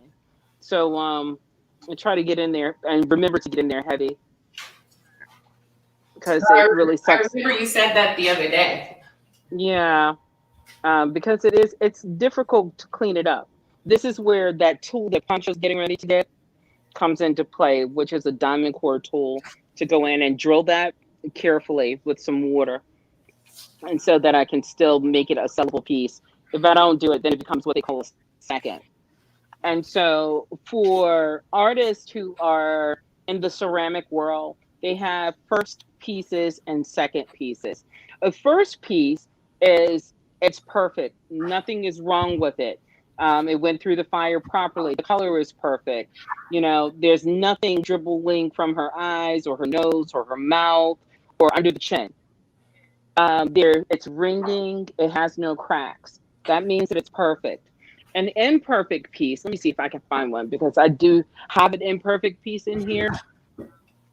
An imperfect piece is this. This is considered a second. The reason why it's a second is because they have what they call, if you may not be able to see it, a hairline crack. That doesn't mean that this crack went all the way through, but it is visible as an imperfect piece. Okay? And so then we would sell this. It could be perfect as far as glazing, the face, you know, it's ringing properly. And when I say ring, all pots ring, even the pots that you have in your home, anything rings in your home. But this crack right here says that it's a second, and for functional pottery. So I will probably use this at home. So maybe you'll see me drinking out of this next week, maybe. Otherwise, what we do is we save it, we put it on a shelf, and then once we've collected all of our seconds and we have enough, we do what we call a second show. And a lot of people don't mind having seconds. They think that being that it's imperfect in our eyes, it's perfect in their eyes. They will still purchase the piece, however, or whatever has happened to this piece. And so that is how those pieces get to move out of here. If it does stay too long in the studio, it becomes a non-functional piece. Some artists will actually take them and crash them all and put them in the trash can. So while you're talking, I'm actually doing a demonstration of my personal mug. Oh, I like Signature on the bottom Mm-hmm. and the face Yes. in the front. Yes. Mm-hmm. Right. And then the glazes. So that was a new glaze that I was playing with, which is called Juneberry Plum. This is where I'm still trying to get that purple. That's how that purple came about, that I'm still working out the kinks on. I have kind of assigned this special circumstance to my buddy here to get me the purest purple she can possibly find in pottery. And Yes. she's gotten plumish, but she hasn't Plumish. gotten purple. Is a difficult ceramic color. Yes. Purples and reds are so hard. So hard. So every time that I open up the kiln, once, it's really like Christmas for me, and I'm excited about what's about to happen. And when I open up that kiln and I don't get that purple, I'm like, You know, the thing I think is amazing between your technique and say Kathleen's technique is that you don't know what the glazes are going to do when they get in that fire. that is correct. That is correct. You have a once you've created a glaze and you've been working with it for a long time, you actually have about a 70% know of what's going to happen with that piece. But when you start implementing other glazes with that piece, glazes that I use are coming out of a bucket. So, and I've created these glazes that have melting points that are stable, and then they have melting points that the glaze actually moves. So when you have black, if you have white, those are stable glazes that do not move around. But then I have a glaze that is orange red and iron red, and when I lay it on top of each other, they can be beautiful. But it also depends on what part of the kiln is located in. So it could be in the bottom of the kiln where it's really, really hot, and I can get this beautiful patina, but I can put it up at the top and it's cooler at the top and it doesn't get that crystal or that sparkling patina that I may want. So what I have to do is I have to adjust maybe the clay that I'm using, or I have to adjust what we call a hold time inside of the kiln. So right now I'm at a regular firing that actually stair steps. So it stays at 100 degrees for a couple of hours. Then it goes to 220 for a couple of hours. And then it begins to ramp up. But then I can put it in a program to say, well, while it's at 2100 degrees, hold it for 22 minutes and let's see what happens. And it can be very good or it could be disastrous. You don't know. So you just have to play with it a little bit. Well, you know, Karen helped me with a major project last summer. I did this huge head that we anticipated turning red. Right. She got reddish in She got some reddish. but you just don't know. You just don't know. Just don't know. I just saw the same glaze that she had used on her pottery, and the red was intense. I said, "That's the red I want." But by the time it got to my piece, the weight, the heat, and all the other variables that came in, it was nowhere near the red that was on the pottery that she used. So right, and it wound up turning a purplish, right? Yeah, purplish, reddish color. Yeah. And so and it just and it's really, really, you kind of, when you're putting it in, you just say, hey, this, you have to be a bit free when it comes to that. It may not be what you wanted, but it came out in a format of that. And sometimes it's a great surprise, and then sometimes it's kind of like, and then you begin again. Are you ready to do another 100-pound piece? I sure am. Okay, well, let's do it. Yeah, but working with the big pieces, it's fun. We got a new face in the studio. She looks like she's got good light and everything. What is going on? Hi. That's Rosemary and her many looks. Hi, Rosemary. Ooh, Rosemary's got great Can you light. hear me? Oh, you must be at the gallery today, huh? I'm at the gallery. I came and did some 3D stuff, and Rosemary, darling, Huh? you do not have to scream into the computer. Can you hear me? Yes, I can hear you, darling. You don't have to yell into Okay. the computer. And you might want to move your stolen shopping cart from out the scene in case the store is watching. You look wonderful, Rosemary. Really? Yeah, move your Okay. shopping cart. Move that. You know, I'm gonna go get my henna before the quarantine is over. Hi, You say- Karen. Hi, you use henna too? Yeah, I came to the gallery, so we just finished filming, and so we're trying to Pancho send the files so we can, when you get a chance. So we're trying to show you guys on the TV outside the gallery, so when people pass by, they see you working and doing stuff. And then I'm going to send you the clip. Pancho authorized the Pop network, so we're going to be on 53 monitors I'm going to make it throughout easy on the you, Western Rosemary. Mass. I'm going to make it easy on you. Guess what I have? I'm going to show it to everybody. Hey, Yeah. I can't wait. Did you? I'm sorry, Miss Rosemary. It's Did on you the say screen right now. Okay, let me see. You missed it already. Do it one more time, You want to see it one more time? please.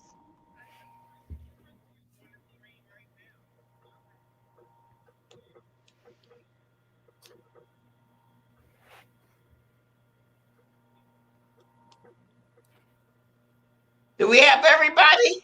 That's the 15-second clip. I don't know if she has everybody, but it's a good advertisement. It's ready to promote what we're doing.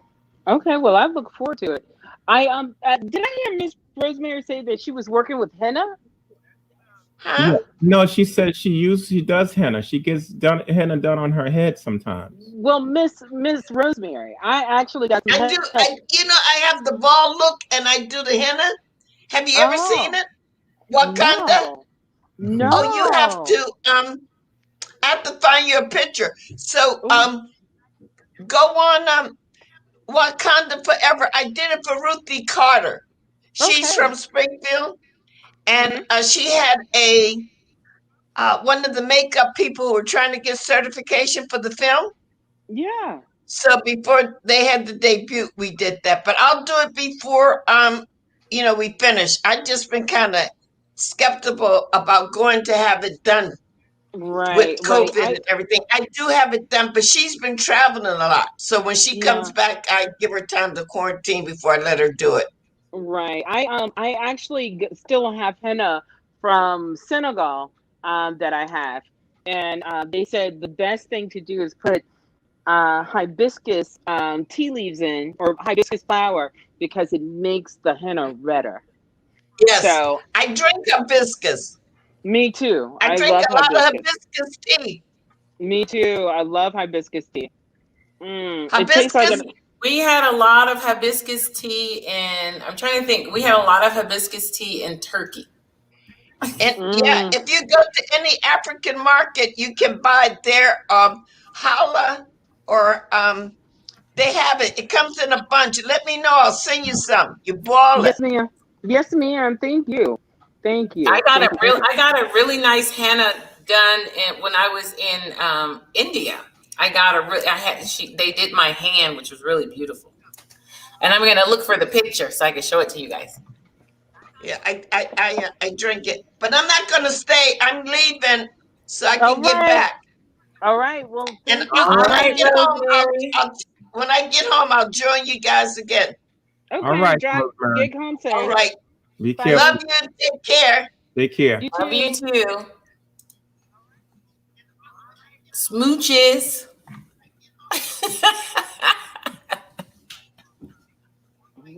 She's so sweet. Yeah. Well, we So got anyway, Ryan in the house. Ryan is up there working. How you yay. doing today, Ryan? Good. How are you? Doing fantastic, man. What's happening? I see you back on the bingo sheets again, huh? Yeah, I'm collaging these onto one of your papers. Oh, you got my paper. I Good. did your papers yesterday, so I already started playing with them. Whoa, look at you. Look at you. That's what's up. That looks gorgeous. I Gorgeous. can't. We're going to have fun with those. Yeah. I'm going to start a new trend for you since you say you don't work small. Okay. That's right. That's a sweet size right there.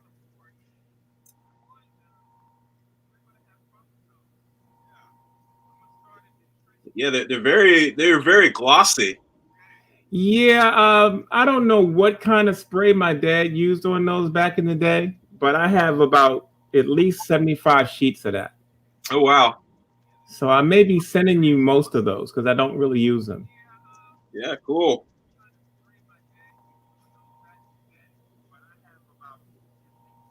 Yeah, but my girlfriend and I were talking earlier, and she has a lot of quotes she wants to send your way, like for the videos. Fantastic.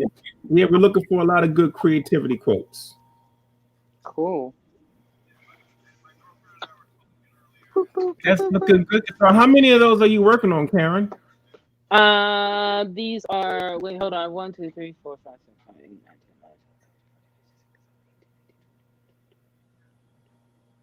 10, 11, 30. Wow. Amazing. 30. So these are, and they'll go into the kiln tomorrow. They'll go into the kiln tomorrow and they'll be ready. So, So you're going to be glazing these tonight? I'll be glazing these tonight, loading them in the morning. And then after I load them in the morning, start the kiln. The kiln will run for about 8 to 10 hours, come down, and I will be able to unload it Tuesday night. So what I try to do is get things in by 10 so I can have a better turnaround time. But if I am delayed, then it delays me one day. So we here in this studio have gotten it down to a science to keep the production or keep the kiln loaded, and so that we can stay warm in here because it can get cold. So it's whatever's going on outside as far as the weather, it's 10 degrees cooler inside of the studio because I have cement floors. So If it's 43, it's really 33. And so my toes get cold. So I have a lot of burlap that I get from the coffee shop to lay it down on the floor like a rug to hold in some of that heat, to make sure I stay warm. Yeah. And we can't have, the heaters that we have that people use. A lot of people say, hey, can I have a heater?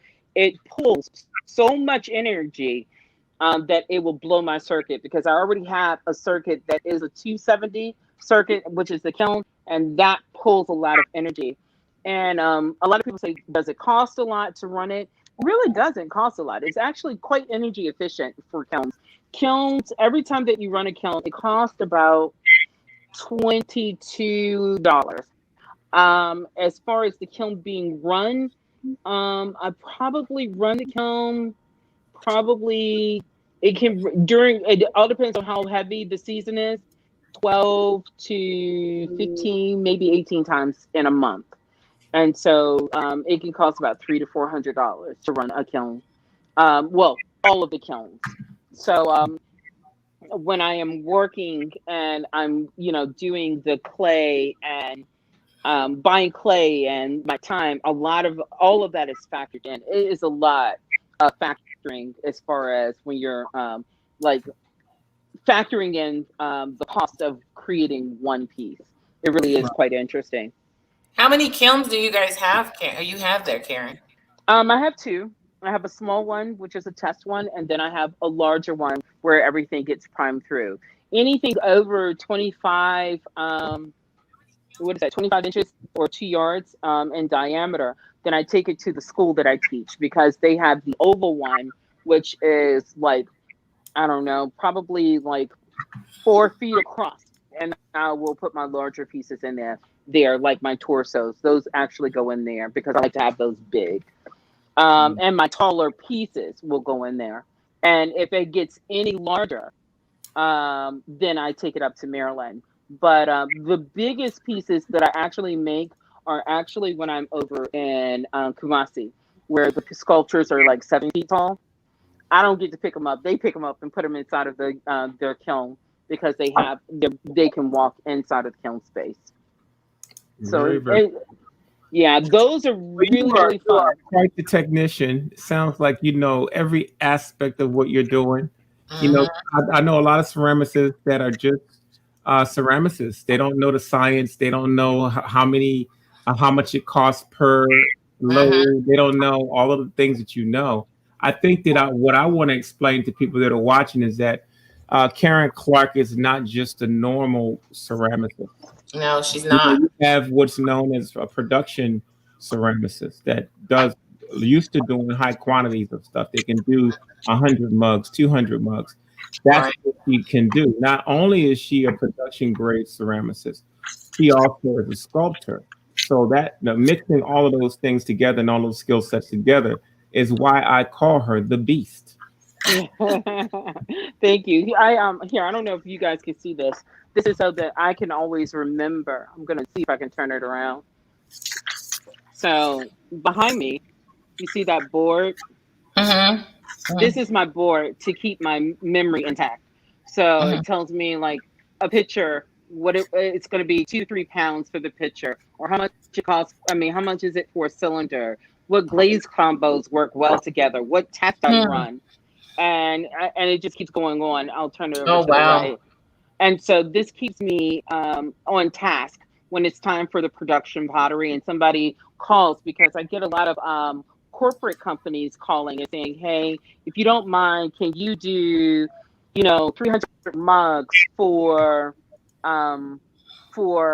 this firm for Veterans Day? And I'm like, okay, great. How much time are you giving me? Because I need a timetable. So I know that creating a mug doesn't take that long. It's assembling the mug that takes the time. So I can throw 300 mugs in a day. That's not a problem. It's just that you need to give me at least 2 weeks to actually have it turn around to you when it comes to production. For those of you at home, don't even think that you could possibly do 300 mugs. You might get your feelings hurt. You're talking to a professional that has been doing this for quite a few years, and she's at the top of her game. So We have a lot of respect for what you're doing, Karen. Oh, I was just about to go and do for sharing what you've been doing. We're going to check in with Ryan and see where he is today. Hey, Okay. Ryan, talk to us. I'll let you take a little break, Karen, but we're going to keep you in the stream. Okay. Did you ask Karen that question about she was just in, she's wanted to know how much Karen's pots were? How much your cups right here? I'm sorry, you were asking me the question, how much the mugs cost? She said advice, how much for your product? Yeah. So the mugs are $65 for the mugs. And it's about $8 for shipping. Okay, I'm gonna just pretend. You need to get your game up and get you a mug. Well, had I known we was gonna do the mug thing. Wait, I got a mug, but I gotta have a Karen mug. No, you gotta have a Karen. This is my other Karen mug. I know, that's why I didn't show up with my mugs, because I got mugs, but I had to have a Karen mug. This is a special too. Yeah, I love these. Although I found out I have punk artist hands though, because I can't really hold this when it's hot. You know what? And I love holding it. That's my favorite part. I don't typically drink out of these. I drink out of ones that are bowl shaped. And so when I'm drinking, I have smaller ones, but I drink out of stuff like this, and I'm like, That's why you got your plastic cup. That's right. Today I got a can though. Hey. Oh, you advertising today? He's supposed to turn that can backwards.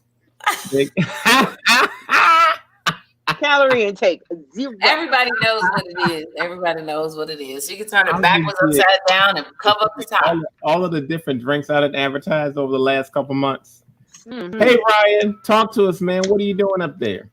I'm basically preparing. That piece is really evolving. Mm-hmm. It's beautiful.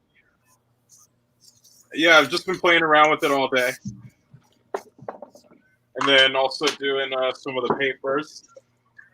I have these. I have this little baggie of wooden rectangles that were left over from something. I think I'm gonna Mod Podge them onto a canvas or something and use that as a background. I also have.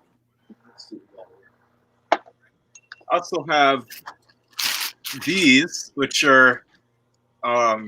My friend sent me these. I think they're like caps to prescription medications. Mm-hmm. That I was also going to use in a mixed media piece. Oh, that's cool. And I also have some metal leaves. Oh, everybody's got their little leaf packets. Yeah, I was inspired like watching y'all. Well, I had to dig around in the studio, but I did find my packet too. Of some red variegated leaf. I know this is Louise Cutler's specialty area. She probably has more leaf than the store has. She's got major leaf, y'all. Don't let her fool you. She got some stuff over there. Mm-hmm. But yeah, I plan on doing one piece probably sometime this week.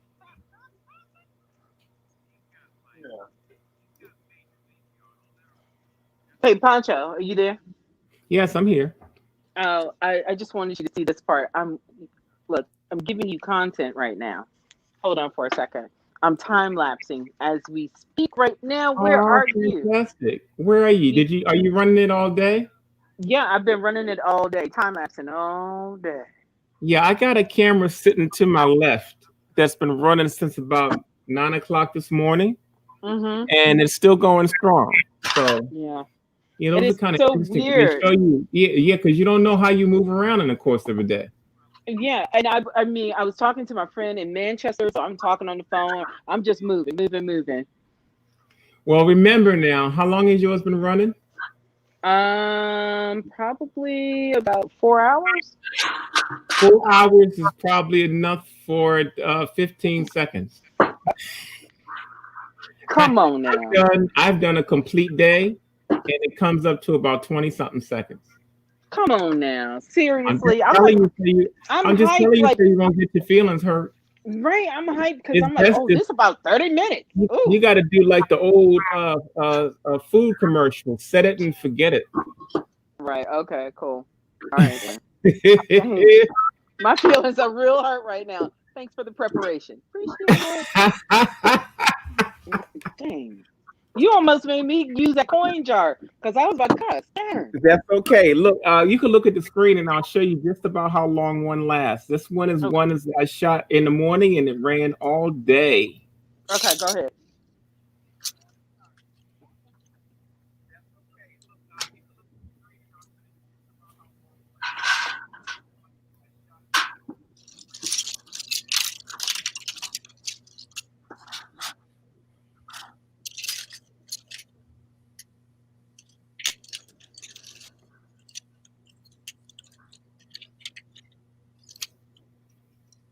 Come on. Oh, I'm mad. Wow. That That's what was fast. Damn. Oh man. Oh, I'm doing something here. Oh Yeah, wow. see, a lot of the artists are now sending me time lapses, and they're only like 5 seconds long. Okay, cool. I mistakenly did a time lapse without realizing it was a time lapse. I realized I'd never done one of those before. Wow. Well, the best thing to do with those is set them up on the tripod and let them run. Yeah. I was all proud. Darn. Ryan. It's still going to be nice, though. It's still going to be nice. We'll just mix it in with something else you're doing. Okay, cool. Cool. I'm glad that you guys have the technology. That's right. Well, look, Ryan looked like he about to really get into something over there. But hey, Ryan, did you get the other box I sent you? With the tripod? No, it has a mask in it. Oh no, I didn't get that one yet. I'm being sarcastic. I haven't sent the mask yet because you seem very, very comfortable without it. Maybe a little too comfortable. Who knows?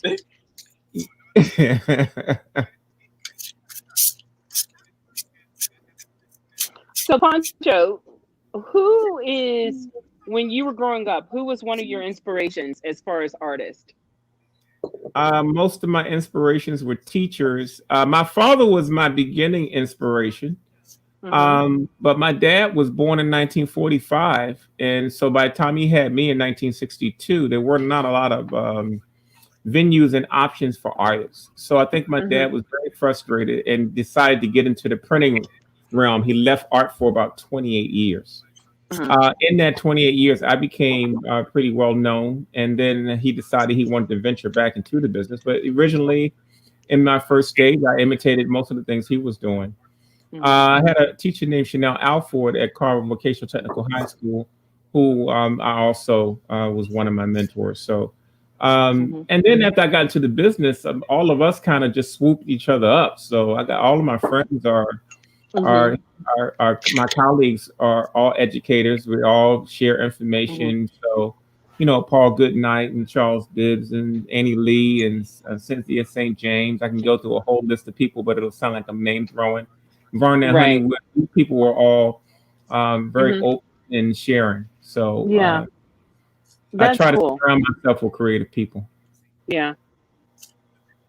Very cool. It was I remember when I started doing this 20 years ago, you know, this is where, you know, we have the internet, but the internet is not what the internet is now. And so to be and I was working with my mother in doing pottery. And when she said, I don't want to do pottery anymore, that was the only African-American person that I actually knew who was actually doing, you know, pottery. So so I felt like I was in a sea on an island by myself and trying to find other African-American potters or people who were in the sculpture world was very, very difficult. So I had to do a lot of researching. So when I see African-American potters or sculptors now, I am like open arms. I'm like, hey, where you been? You know, I've been looking for you. Yeah. And see, the time when I got into the business, when I started moving into this business, there was nobody. I mean, outside of my teachers, there was nobody in the industry that I could go to.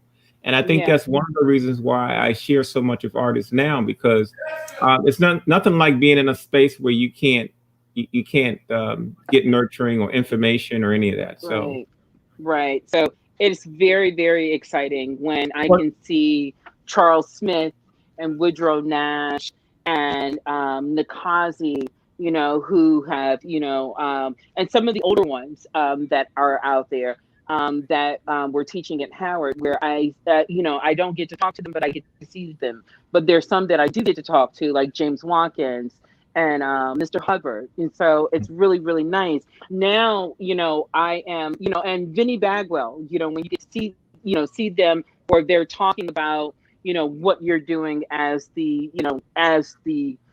baby is coming up, because, I'm right there as being the baby coming into this realm. So it's very great to see this work. Yeah, I came around at a time where there was this big boom in 1985 to 2005. So there was literally hundreds of artists that were mainstream and making a living and traveling and going to shows. And so I was fortunate enough to be launched through that period of time, and I got exposed to a lot of different creative folks. And it just changes the way you look at what you do. Yeah, definitely. Well, we got Deborah Shedrick that just came into the studio. Hey, How you Deborah. doing, Deborah? How's it going, everybody? We're doing fantastic. What did you do? Get a new house? What you mean you get a new house? Your reception looks much better than it has the last couple of days. Sometimes the gods are loving, and sometimes they say make it on your own. Well, right now you're looking great. We're gonna give you the floor while your picture's so clear. Okay. I got my Cheetos. I'm ready.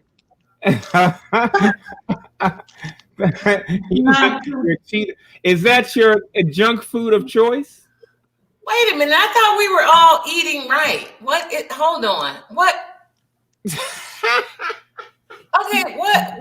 Okay. Cheetos? I am eating right, but today I felt like I wanted some Cheetos, so I got. All right, so okay. I think we all got to have an indulgence somewhere. Look at Poncho. This is He's sitting up there with pretzels. This is my junk food of choice.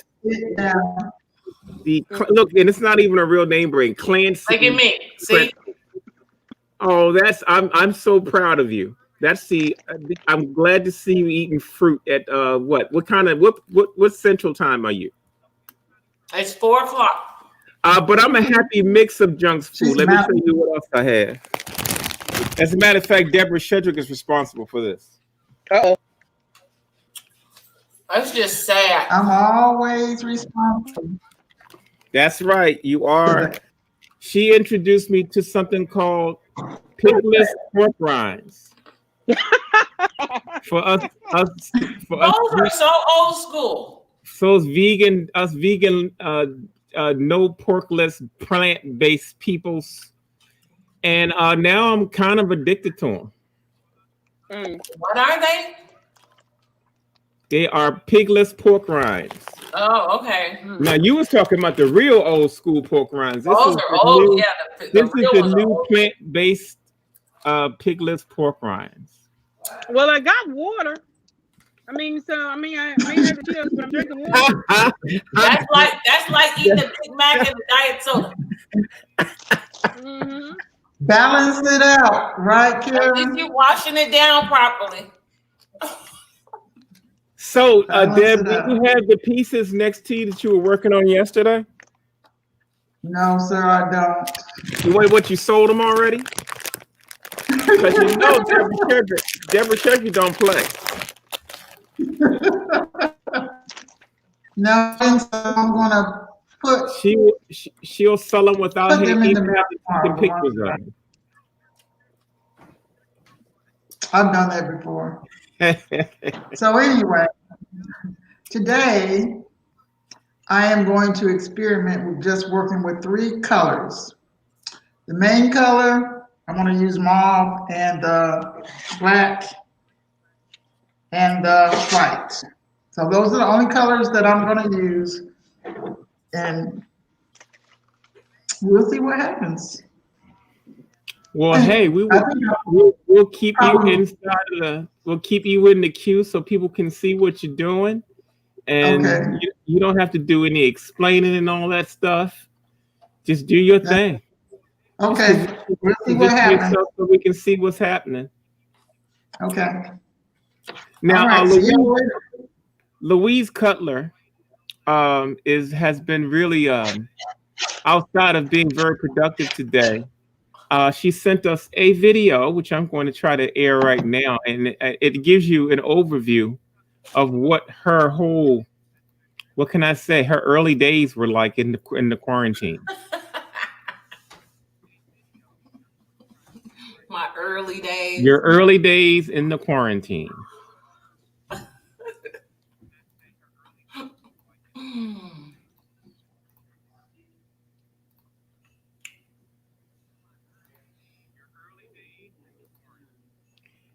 It's a wrap on day 4. And oh my gosh, I am so tired.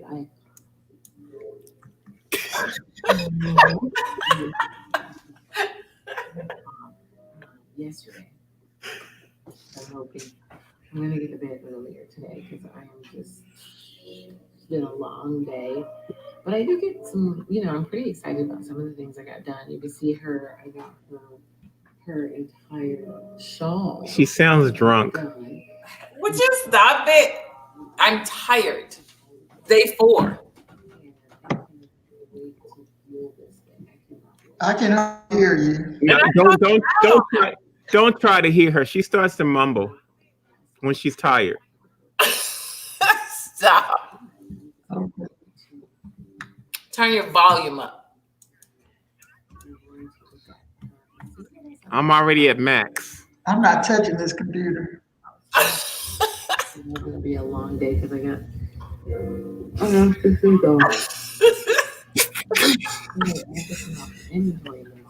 You guys are so wrong. I feel like I'm watching a movie.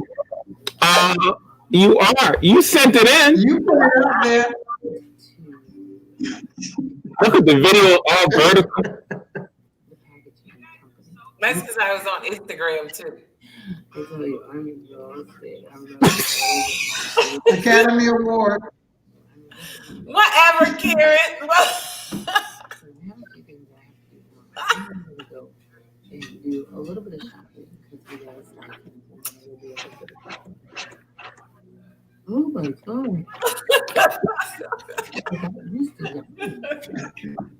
So I did my other piece that I worked on the wood today. I worked on this today, and then tomorrow I pulled out a bunch of paper. I'm gonna do some flowers. She should just go right to sleep. You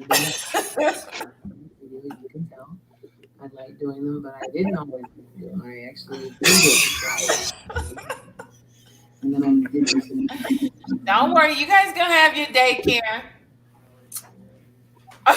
That's who's talking about the flowers. I mean, I'm a gardener with flowers. Not me.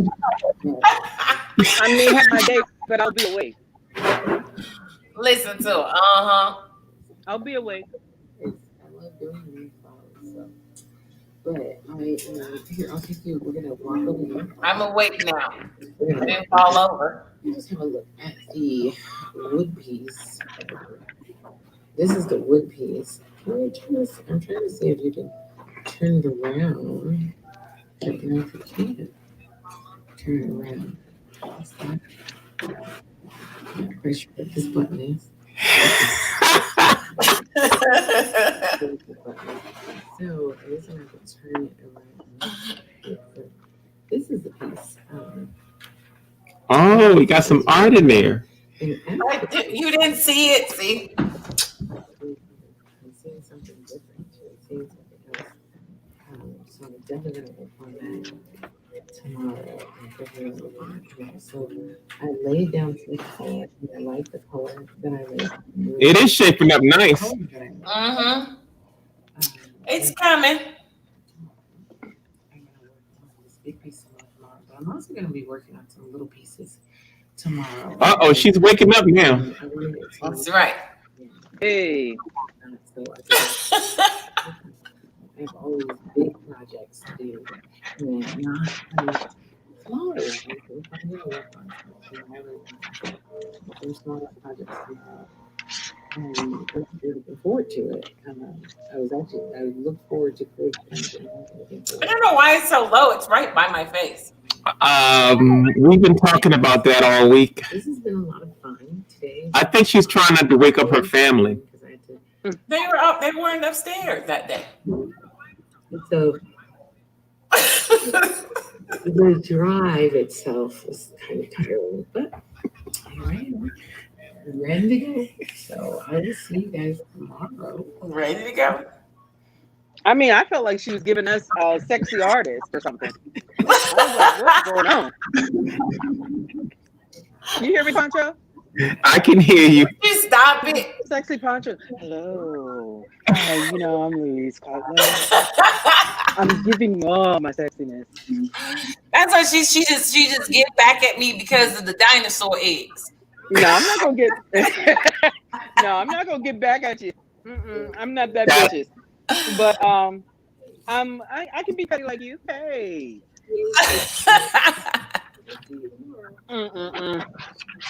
That's an art piece. What'd she say? Yeah, That's an art piece. That was from day 4, so she's come a long way. Mm-hmm. Look how perky I am now. Yeah, everybody looks perky in time lapse.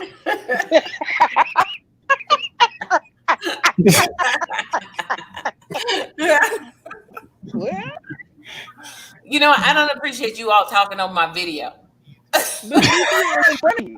No, it's called laughing over your video. Don't be talking over my video. Okay, sorry, my bad.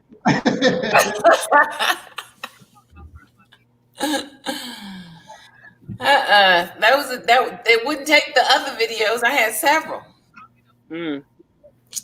That's the only one that came through. I guess it was meant to be my today video. There you go. You are knocking it out, though. That's for sure. It's nighttime too, and now that was at night.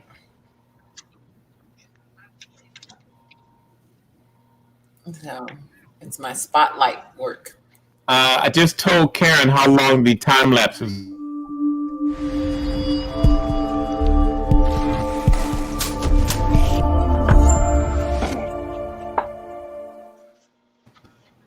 Karen thinks that her time lapse is going to be 25 minutes. That thing hurt my feelings. Ow. Terrible. Ooh, I'm so glad this is almost finished. Woo.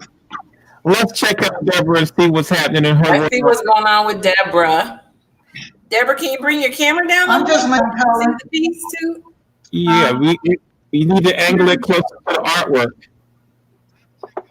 I'm just laying down color using those 3 colors. Oh, That's all I'm doing. Very cool. And then I'm going to put a figure in there.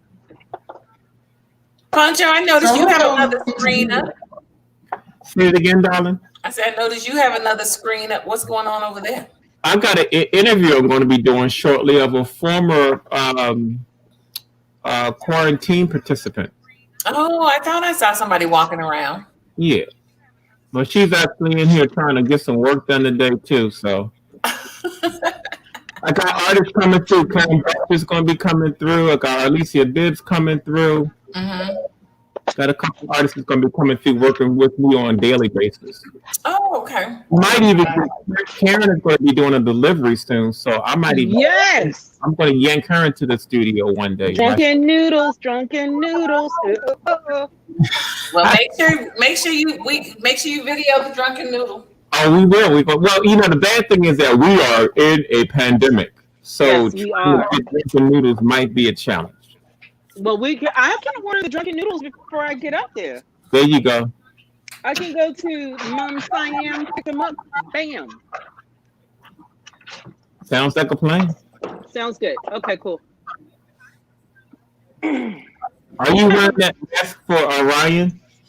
Quarantine. Okay. It's just too many of you all on the screen right now. This is Lucy. That's what I'm talking about. Look at how Deborah looking. You know what? Tasha, why she quarantining her? She quarantining herself. I thought I was a match. I have met my match. Yes, you have. Absolutely. Deborah was like, really? Right. Well, you know, our brother did tune in a little earlier too. He did something from. I don't think we got a chance to show this yet, so I'm going to go ahead and share this with everybody.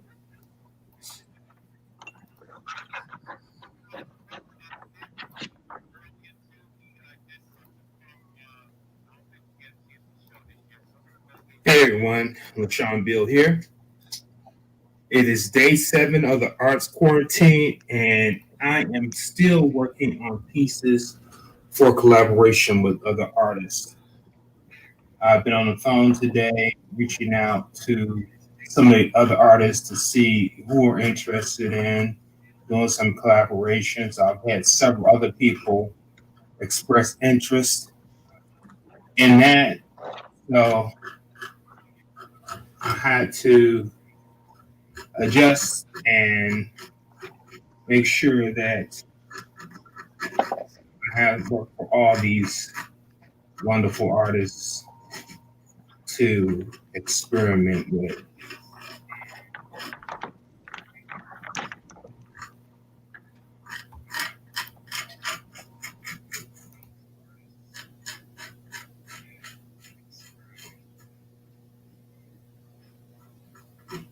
What I'm doing now is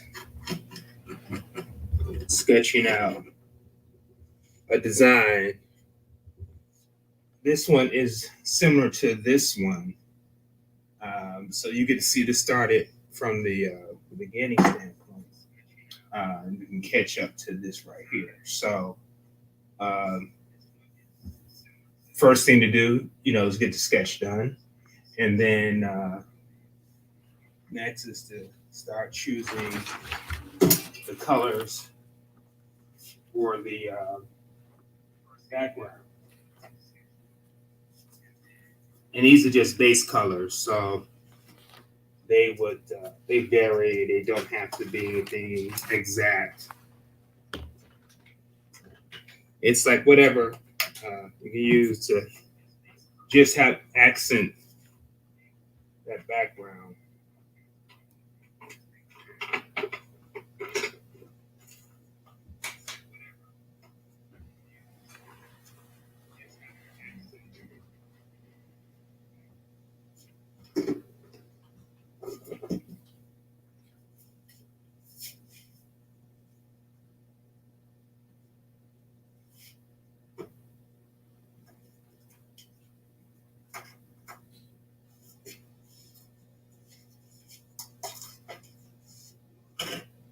So for this one, I think I'm going to add a green over here.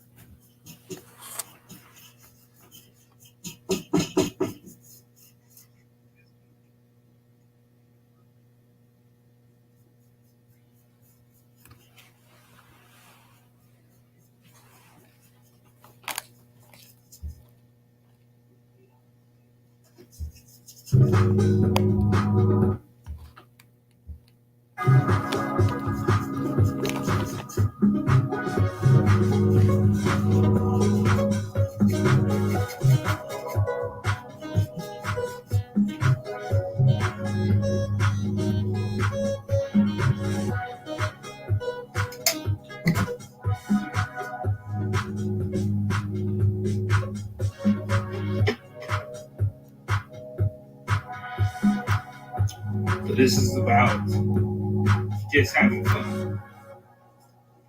Having fun with some colors.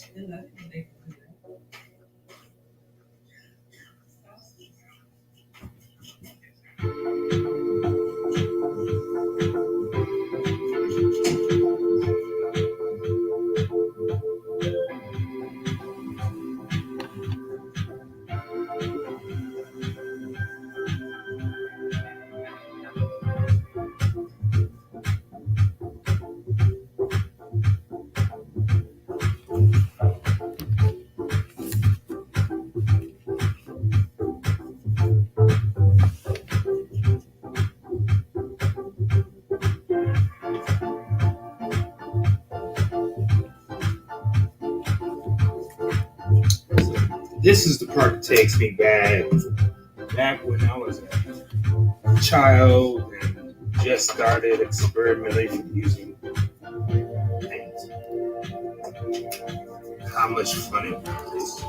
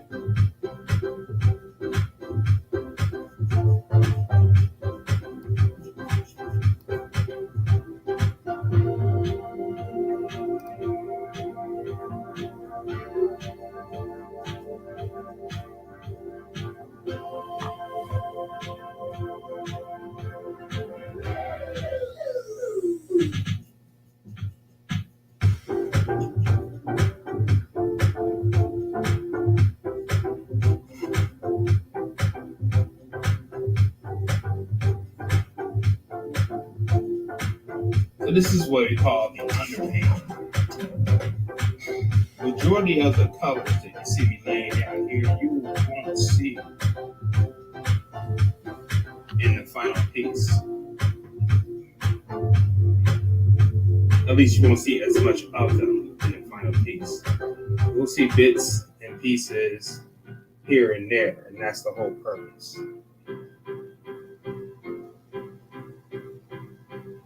The technique of painting that I do is a layering technique, just like just color on top of color. So in certain areas, you want to allow the colors that are underneath bottom colors to come up and show in the piece.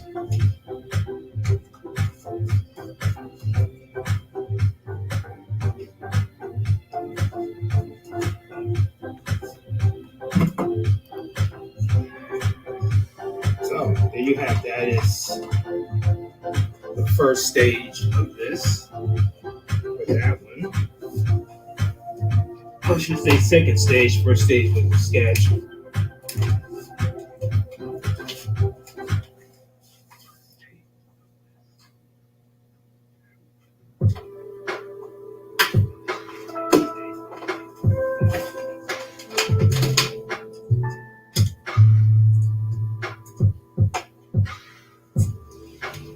Okay.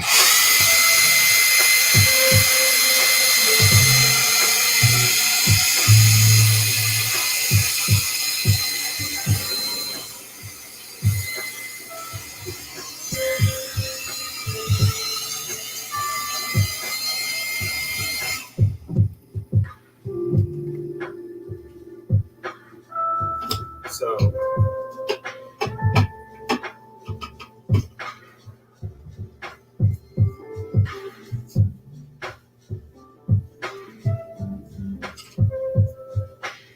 at this point, I'm going to take a break and then we'll come back to this in a little while. See you soon.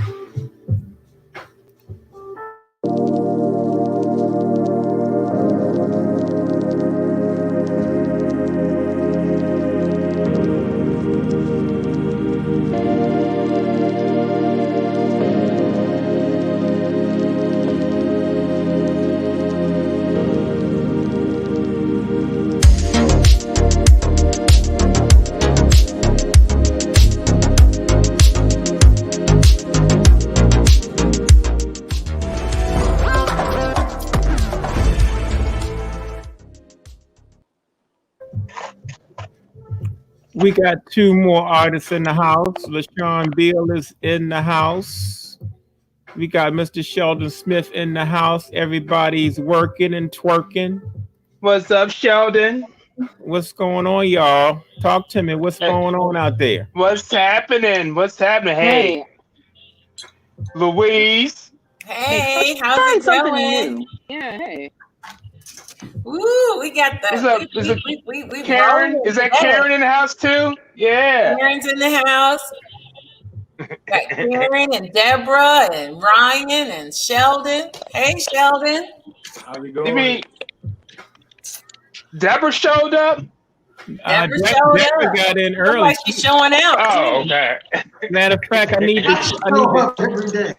I'm gonna bring her in so y'all can see what she did. Can you show your piece? What'd you say? Deborah said I show up every day. Hey, Deborah, show your piece. Let us see your progress on your piece. This is using three. I think Deborah might be This stuck is in all black and white. Oh, that's beautiful. Oh, wow. Yeah, she started that piece. That's lovely, Deborah. Oh, wow. That's pretty. Huh? That's What? beautiful. I like that. It's lovely. It's lovely. It's a work in progress. Thank you, though. Is that one mine? Karen said, "Is that one hers?" I'm not even gonna get into that one with you, Karen.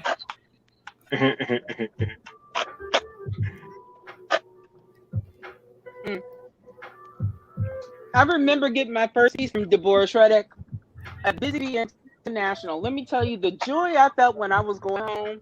None. And now look how you. Deborah. Thank you, Karen. I know. I was skipping all the way home, like, look at what I got. Deborah's working those three colors. Mm-hmm. Mm-hmm. That one's mine. Yeah. You know, working just with three colors is kind of strange for me. In school, we call that monochromatic. Yeah, I didn't even know monochromatic was until you explained it. I'm like, what? What? All right, LaShawn, tell us what you're working on. Let's see. The piece I'm working right now, I think it's going to be mainly a palette knife piece of a young woman. But what I'm going to do with this particular piece, I'm going to reserve it because I'm going to take some jewelry from some of the other artists and make a necklace out of it. Nice.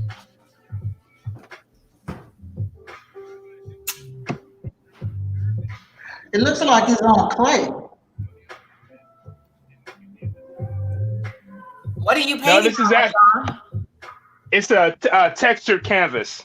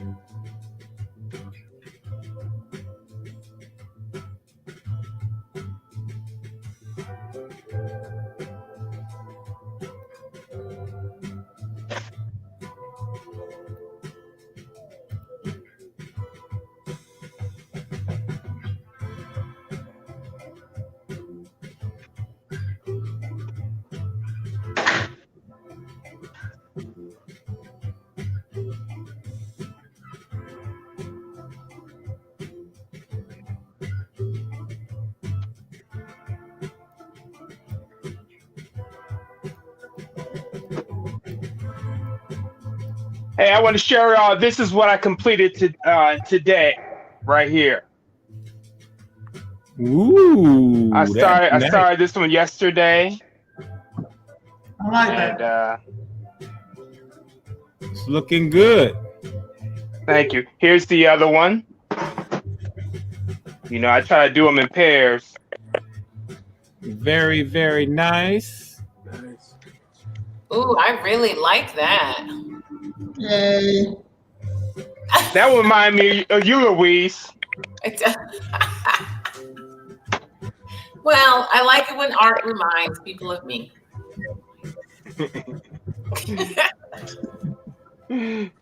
Yeah, I'll be showing some cartoons tomorrow. Whatever. I'm waiting for Deborah to create one of me.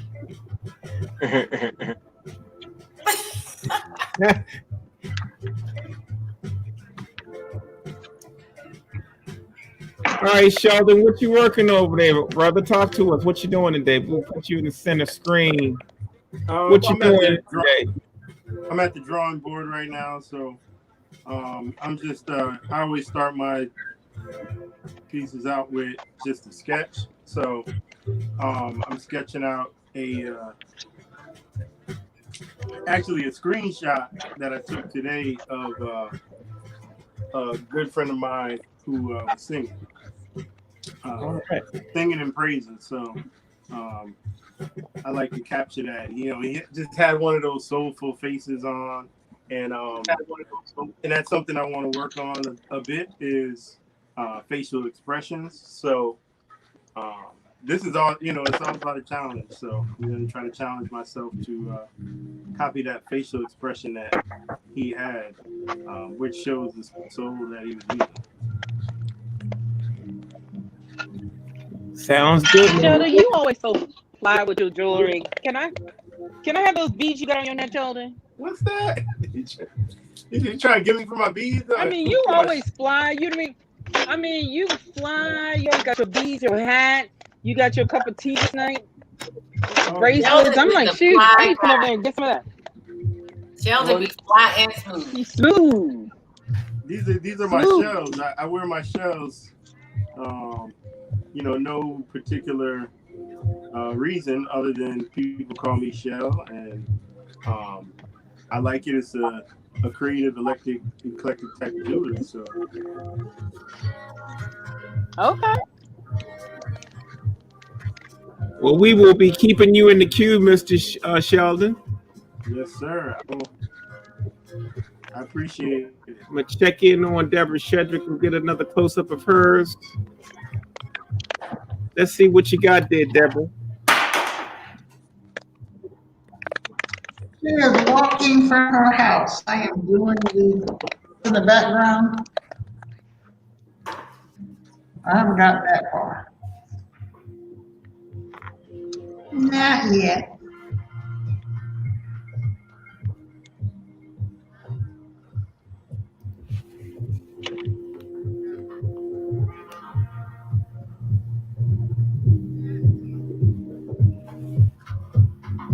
Hey guys, I'll be back in 10.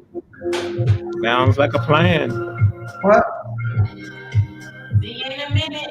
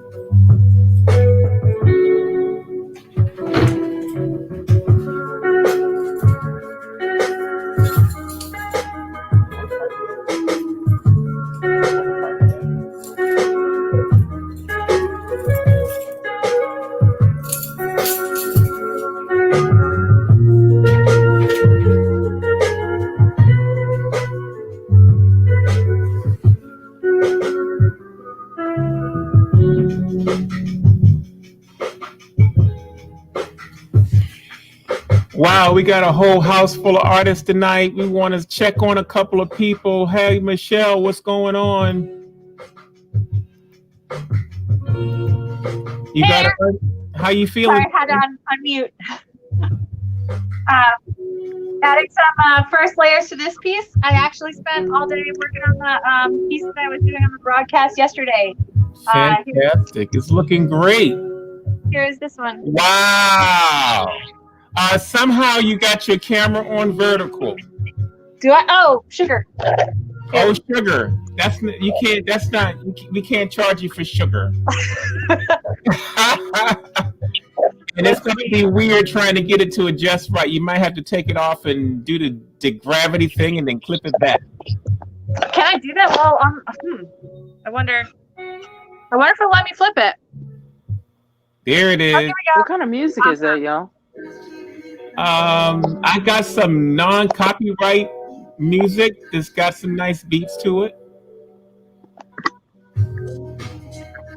Let's get everyone around. I got her tearing down her apparatus. Gotta move it. She's getting that together. I'm gonna move Ryan into the picture. What you working on, Ryan? You gotta unmute. Let me see if I can get you unmuted. These wood pieces down. Looks like I'm gonna have to go out and get another bag tomorrow. There we go. Looks nice. Like a nice wood mosaic. Yeah, I don't usually do mosaics. Man, I like the background of what you sprayed on too. Oh, you mean this? Yeah, that's kind of nice, man. You might have to make some art out of that. Yeah, I was thinking. That's what I'm talking about, man. That spontaneous experimental stuff. A lot of times I use my palettes and my overspray stuff. I turn it into art. Look at that. Boom. Yeah, it's kind of cool. Yeah, put that on the side, man. It's going to make a nice piece. Yeah, definitely. Looking good. Let me check in on Karen Clark. Karen, what are you working on?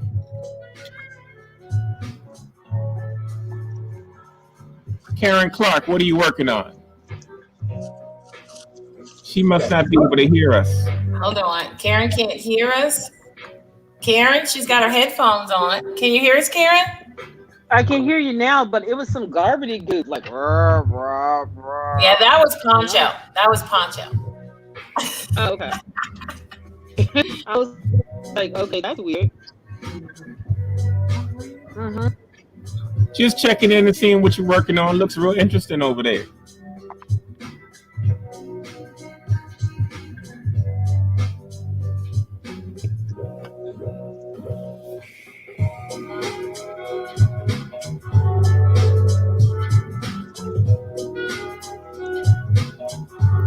All right, Michelle is back in place.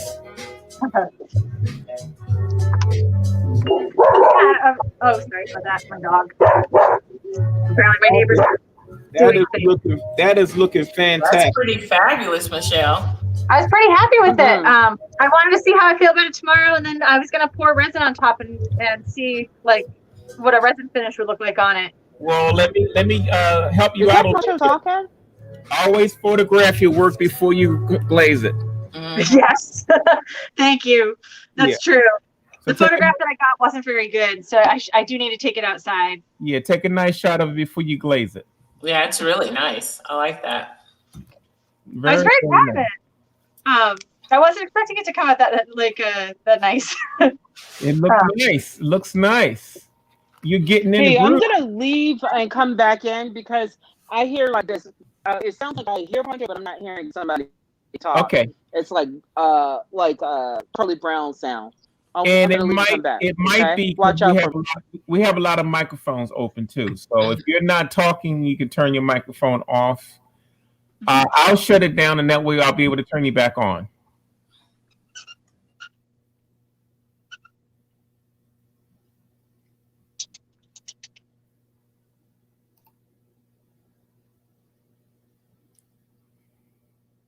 I guess it's just me and you, Louise. I guess so. Everybody else is muted. Okay, I really like what Michelle's doing. I know she yesterday she said this piece was kind of, but actually I really, really love the colors in that. Yeah, it's got a nice feel to it, but I can't wait to see. Hey, Michelle, can you show me your palette? It's bigger today. Look at that. I am amazed. This I woman don't think it's any bigger. I don't think it's any she's bigger. actually creating artwork with no paint. That's Right. what she's She doing. has a very light touch. Oh my God. I'm completely amazed by that. What do you think, Deborah? Because you know Deborah's over there with a palette knife. Yeah, me and Deborah would never be able to do what she's doing right now with this no paint stuff. See, I really should be that way though, because you could be a lot freer when you got more paint on your palette. For a long time, I was afraid to use my paint. You look pretty free right now with what you're doing. Yes, she does. Okay. I guess I play good confidence on TV.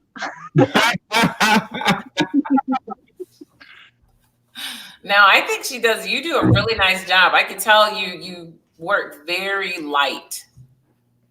Thank you. Mm-hmm. I kind of feel around for the values, and then when I get them, I like the glazing seems to work really well for colors. Mm-hmm. Mm-hmm. I think Karen's back in the room. Karen, is the sound better? Yeah, because it sound Pancho was talking and said brr, brr, brr, brr. I told you that. I was like, no, I told you it was Pancho sound. No. Yeah, but I can hear it clearly now. Oh, that's good. What are you working on, Karen? These are the pieces from this week that I was doing. So here's one of them. I'm actually adding the color one to it as we speak. Oh. And it has a lid, but the lid is right here. And so that's what it would look like. Oh, nice. Thank you. So I have a bunch of them that I'm adding color to get them ready for the fire. Very, very nice. Faces on those. I like the hair and the faces on those. Thank you. Now, what are you putting on there now? Is that the part that you use to separate it from the rest of it? This is the rusty make of ebony. So this gets a heavier coat. So this color is ebony. This color is a brown that has has what they call manganese, and it gives black flecks in that. So this face has black manganese inside of it, but it's a brown face. So I actually have to be really meticulous and wipe all of this off, because if I don't wipe it off, then it allows the streaks to stay inside of it, which is not a bad thing. It's just that you have to really clean it up. And then he'll actually have red hair. But not the red, not blood red, but a form of red. That will happen. And then this one will be ebony, and then I just got to figure out what to do. So I was working on pieces, because a lot of my pieces are definitely very what's the word? Of the African diaspora. And so I was trying to make things a little bit smaller, like the nose and the mouth. A little bit smaller. So that's what I was working on. So because this is sculpting, this is one of my weaknesses. So when I sculpt, I always see the African or African diaspora, but knowing that we all have some type of European in us. So I was trying to actually make her nose a little bit smaller, mouth a little bit smaller, and just working on some different styles and techniques for this one. Looks So a lot younger too. Huh? I say with that, she looks younger. Right. So yeah. So that's what I was working on with that. So and it's time for them to be fired, but now just actually working on these right now so that they can be ready for next week. And this one will have copper. So another artist knew that I was going to be in the quarantine, and her name is Karen Busser. And so she sent me some copper that she had drawn on. And so I'm going to use that copper around here in this area to apply on there, and probably maybe some of the earrings. So that's going to be fun to work that with the shiny copper. I don't even know where it is. Oh yeah, here, I'll go grab it because it's actually pretty cool. Hold on for 1 second. If you see where I'm walking, this is my reference section. This is where I keep all my books, and because I like to read. I like to read, but I also like to research. But she sends me some cool things like this to work with. Oh wow. Here, sorry, you see the design in that? So I thought that was cool, and this is probably my favorite one. Mm-hmm. Yeah, I like that one. Yeah, I like that one too. So I can't wait to cut and work with it to see how I'm going to apply it onto the piece. So I'm gonna have to do some, figuring out of how I'm gonna apply that. So and I'm looking forward to Kathleen's pieces coming to me because I can't wait to implement those onto pieces. So that's going to be pretty fun. Very, very, very cool. Thank you. Yeah, I'm excited about that. I love working with metals. And then one of my other friends knew that I was doing this, and they sent me this really nice packet. This really nice packet of making metal jewelry from clay. So I'm hoping that I get to get into that because it fires differently and you have to work with it differently. So I'm excited about touching that up. And I think that I'm going to use Kathleen's pieces and the precious metal clay with that. I think she sent me copper and gold. And so there's a different way you got to process it. So I got to do a little bit of research just to make sure that I don't burn anything up. So Sounds good. Sounds like a plan. Yeah. We don't. You're just getting all kind of stuff. Yeah. I love it. Yeah. So I was really grateful that people were like, well, hey, can you use this? And I don't turn down nothing. I'm like, yeah, send it my way. It'll get there in something somehow.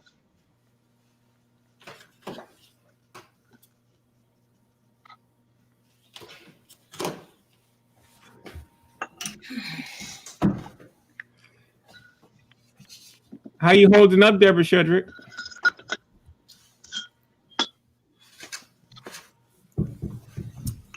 I really like the way that piece is turning out. I'm holding. Where to go? Yeah, it's what only using 3. I'm like, wow. Turned out It really looks nice. kind of primitive. I like that.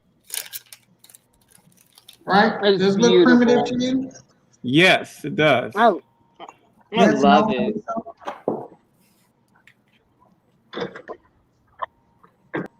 Yeah, kind of primitive, right? Very nice. Yep.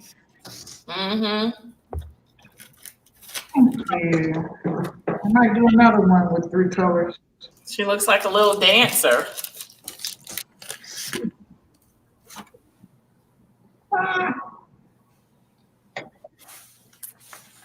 She's gonna start dancing in a minute. Get out of here. Yeah. I think I'll put one more kid. One more kid right here. I shouldn't say kid, one more child right here. Yeah. The little boy. That looks like a pretty nice size piece. Mm-hmm. Now, what are you doing that one on? This is paper.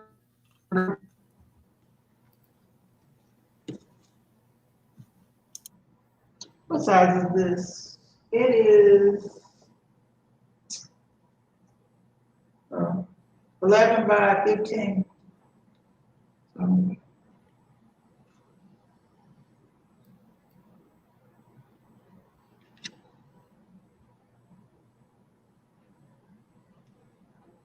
So I've been doing a lot of finger painting today. Very cool. I like that T-shirt too. Yeah. I know the T-shirt looks like her art, doesn't One it? of mine. It is. It is her art. Oh, okay. All right. That's Because what's it is mine. well, there you go. I have a whole collection. Maybe I'll do a couple of T-shirts in the quarantine. Can I do some T-shirts in the quarantine? You can do whatever you want in the quarantine. No limitations. Okay, maybe I'll do a couple of T-shirts.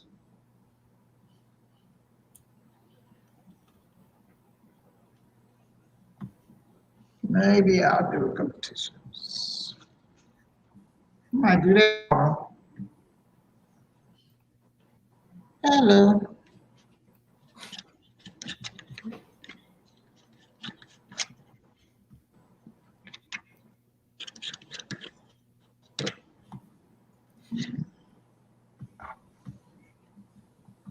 This will be a mail chat.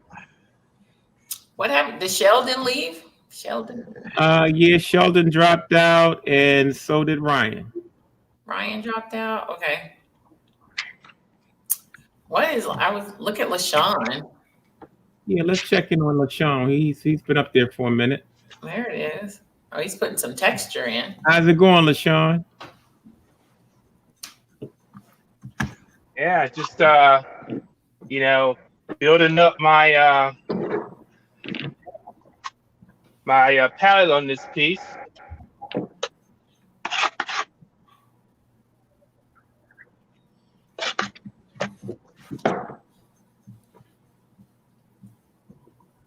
I can use just 3 colors.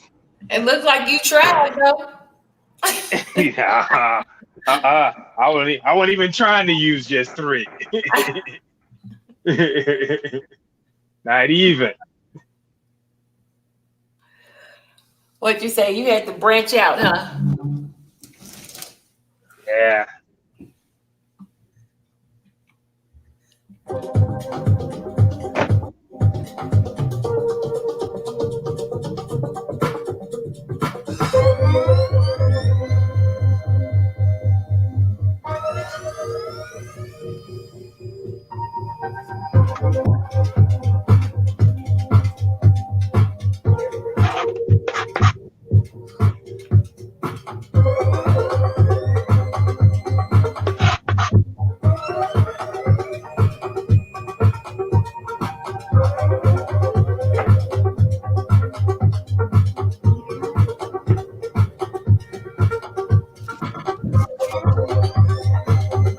Let's go and see what Pancho was up to.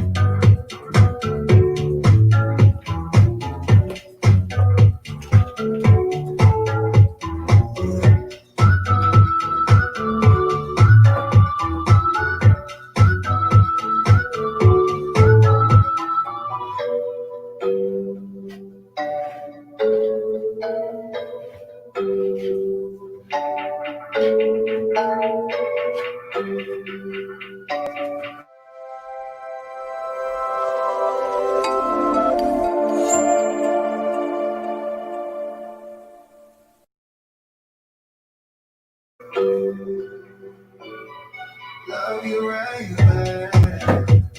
Oh.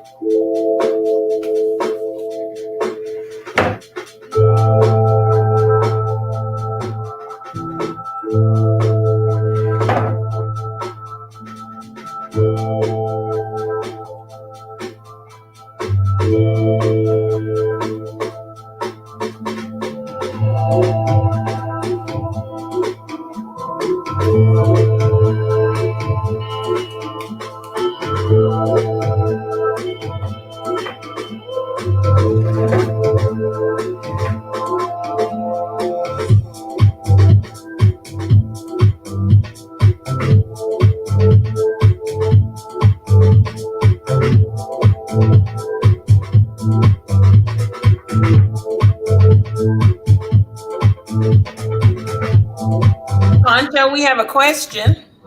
Sure. Is your plate ceramic? Let's see. What kind of paper are you putting on top of it, and what is the adhesive? I am using a old wood plate that I bought from this secondhand store. I'm putting acrylic medium on top of it and embossed papers in different textures.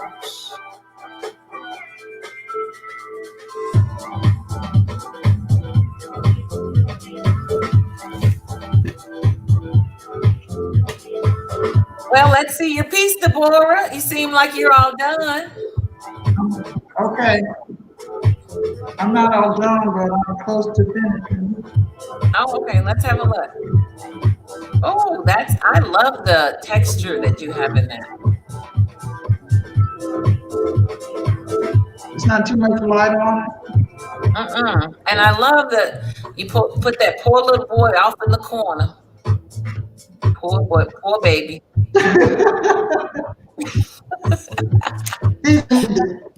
Just abandon that poor little boy. He's waiting. He's waiting the group.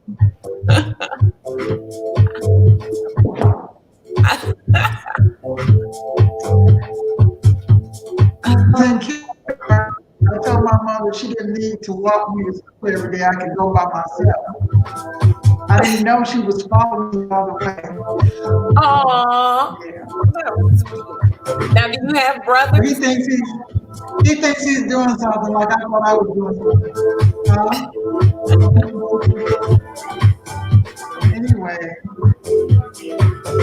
I think I'll sign off. Okay, Deborah, that's a beautiful piece. I can't wait to see what you do tomorrow. Thank you. Take care, Deborah. I'll come up with something at the last minute. I'm sure you will. Your next thing can be a show and tell. Show and tell? Yeah, that way you don't have to Okay. do a show and tell of the stuff you've already completed. Yeah, because I want to see all the work you've already done. Okay. Yeah. All right, Deborah. Did you get the 5 photos I sent today? No, I did not. You must have sent them out to China somewhere. No, I sent them. I emailed you 5 images of what I completed. You didn't open the email today? I've been looking at them, looking for them since you said it. You probably no. What email did you send it to, Deborah? You forgot to hit send. No, because I did. I had a bounce back from your email. Also. These are just photographs. Really? I tell you what. Post them on your Facebook page, and I'll get them from there.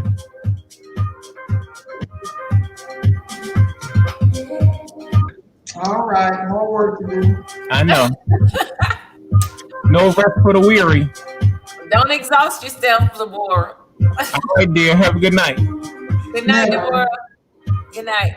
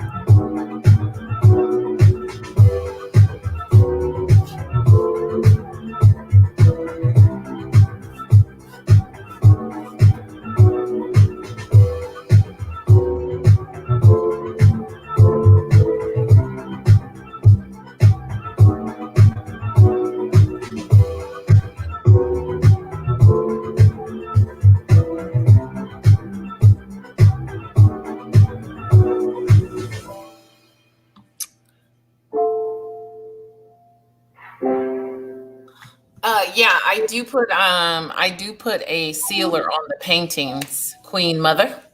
I put once the painting's all done, I put a sealer on top of it. I do a gold medal sealer on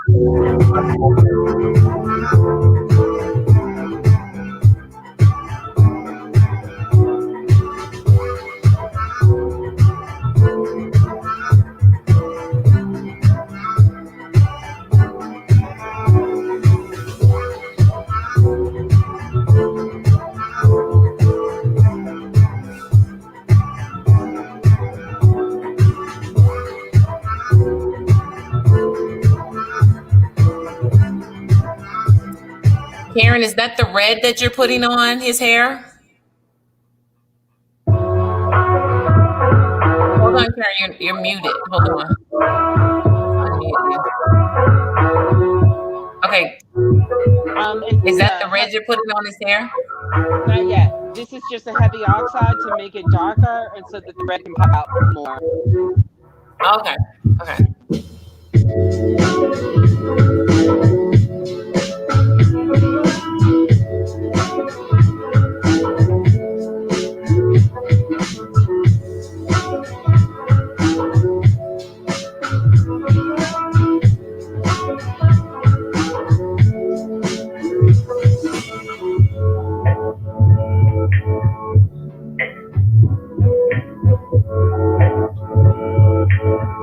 How's it going, Michelle?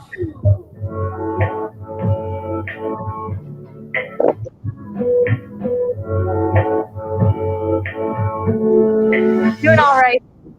Had to take a quick break because holding the paintbrush makes my hand cramp up sometimes. I know. I notice how you hold your paintbrush. You do have quite the grip on it. Yeah. Yeah. You might want to try using a relaxer grip on it. You do have a strong grip on your brush. Yeah, I have to take regular breaks. My hand, like, I do. Sorry about my dog.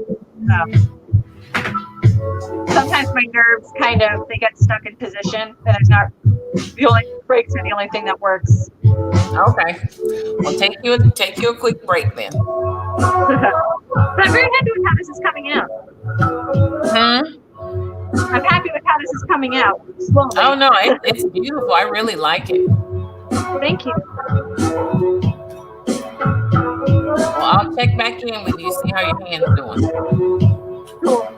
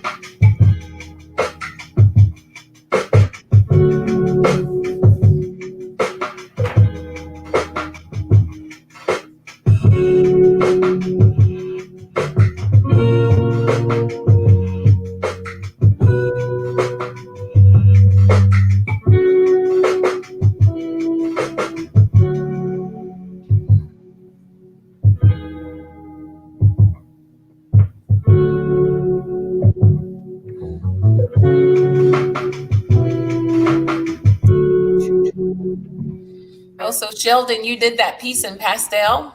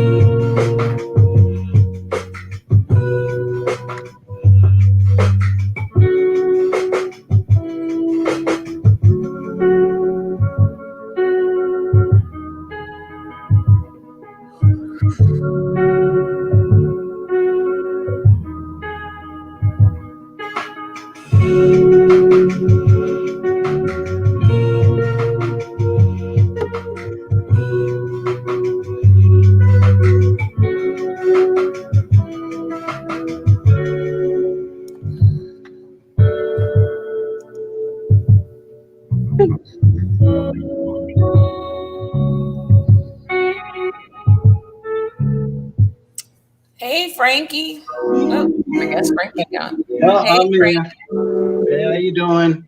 Good to see you at it. A little hectic right now, trying to have my son's things ready.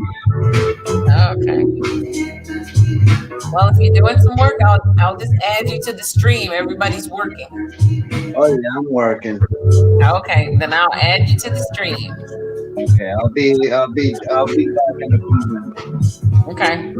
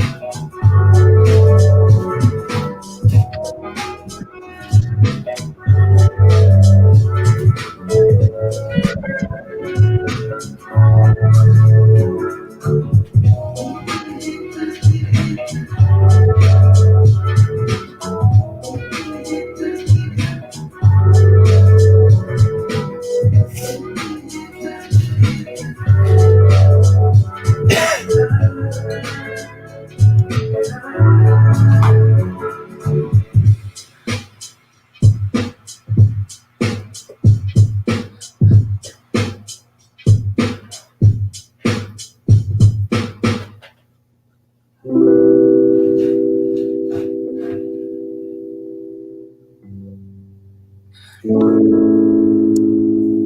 is that one of Karen's? Yes, it is. Karen, do you see what Pancho's painting?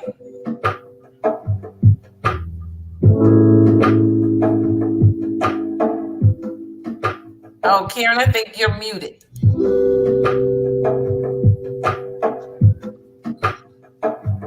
You see what Pancho's painting, Karen? Yeah, that is so old. Oh my god. I can't wait to see what he does with it. Man. She's real pretty.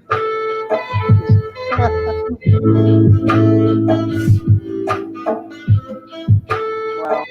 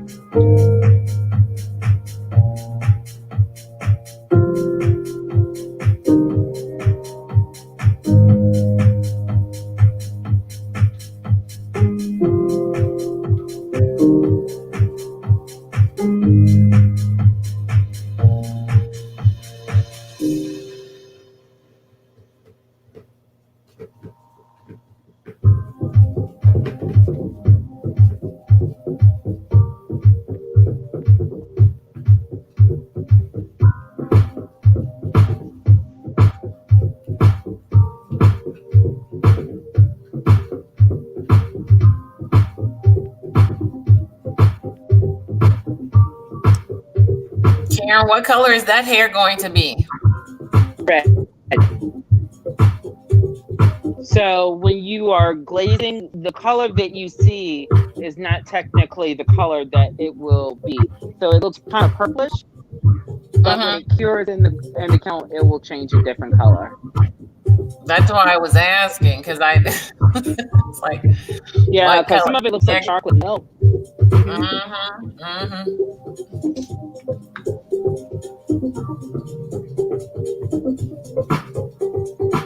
Yeah, the colors always look chalky. Yep, that's right. And then after that, she'll get gold on the tip of her hair. Oh, okay.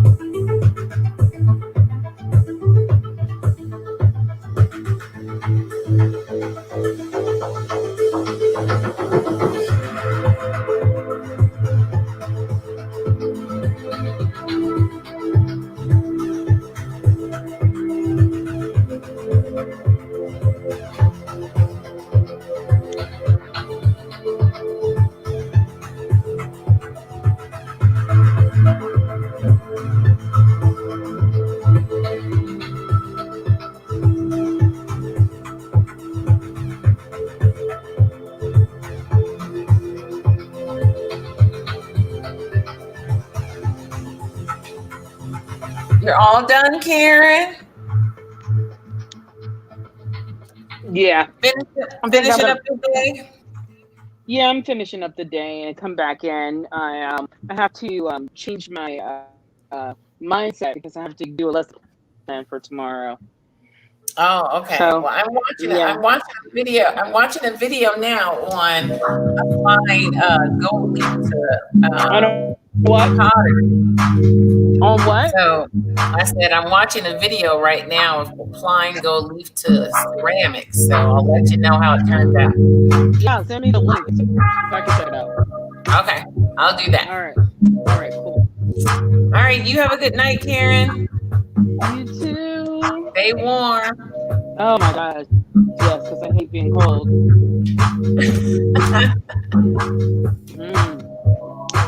But I'm going to be watching behind the scenes. There you go. All right, what are you working on? Huh? What are you working on? Oh, I'm doing all the swapping out right now. Okay, cool. Yeah, so if Poncho's working, then I'm swapping out. If I'm working, he's swapping out. Oh, look, I am all excited. I got a purse from Poland. I love this bag. Oh, that's beautiful. Reindeer. You ordered it? Uh-huh. Send me the link. Send me the link. Will do. Because I really like that. Yeah, it snaps and then it folds up just like this. Oh yeah, I love that. I used to make bags similar to that. a bag that I got when I was in London, and I started making them. That's why I have so much leather here. But no, I like that. Yeah, send me the link for that.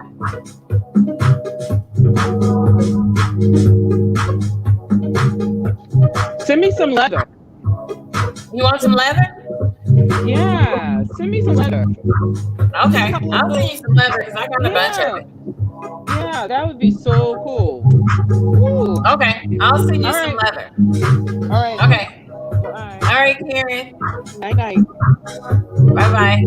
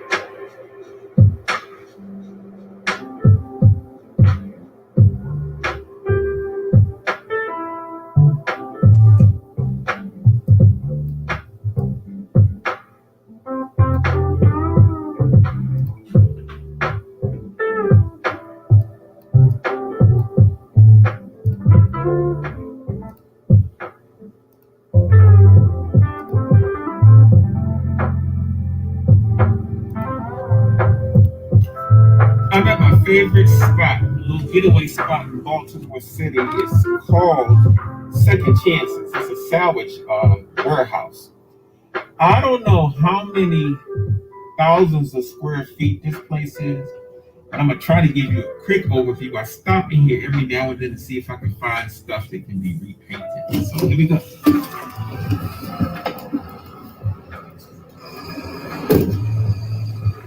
As you can see, it's an industrial area, so there's a whole lot of people out here. This is how long the building is. It's my truck over there. And this is how big the building is. It goes all the way down the street.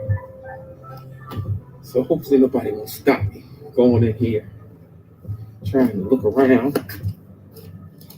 I'm going to just use this camera here, see if you can help me stabilize things. But I want you to see the breadth of this place. We go inside. Got a couple of favorite spots, but we got all kinds of stuff in this place. One of the areas I normally go to when I come in here, I'm just gonna make a quick left. This place goes for miles and miles. Furniture fixtures, old sculptures, pedestals. So I'm just kind of looking through, seeing if anything looks like I could use it or be painted. I get great prices on some of this stuff. Look at this stuff. This is all casted yard stuff, tables. I usually come over to this section first because I found a couple things like that big piece of glass. Look at that. And that glass costs $188. That's what I'm talking about. So I'm just basically looking through here. I'll have to check that out. I don't see anything that's reaching out right now. But always looking for things that can be painted. They got lights, chairs, all kinds of things. Lots of folks. I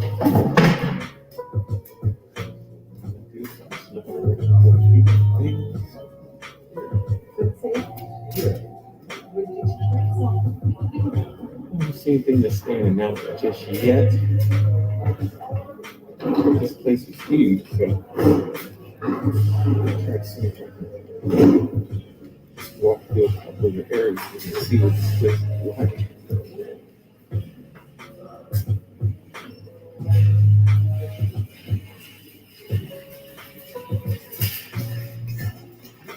Normally I find nice things on top of the table, but the divider over there has been ordered for a minute. But the price is too high. They want $400. They got to be great.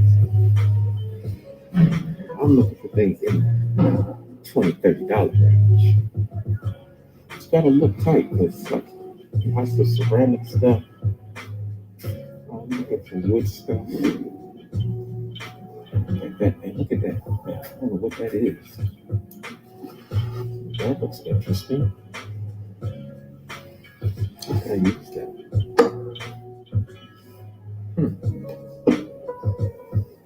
Okay. I'll take note of that. Let's see.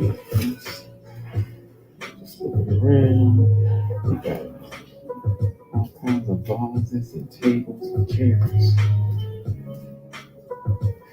Normally I look for things that's on the tabletops. I see some vintage stuff in here again. Or something that might be able to be used non-traditionally.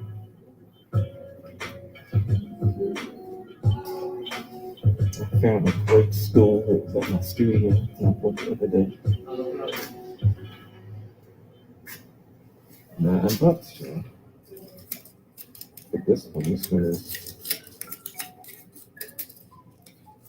Look at this here, and they got a little ticket on it. It says $35, but if I wait till I get for $17 if I wait till 20.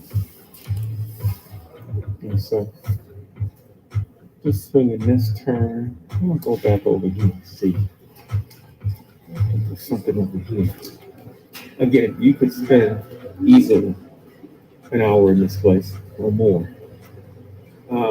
Some of it is houseware stuff, cabinets and stuff like that. But look at that shade. What is that? And it's metal.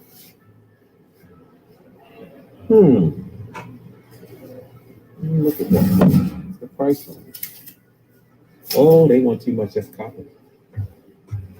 Okay, but like I say, they got tons of that stuff in here. They always had little frames laying around. $15.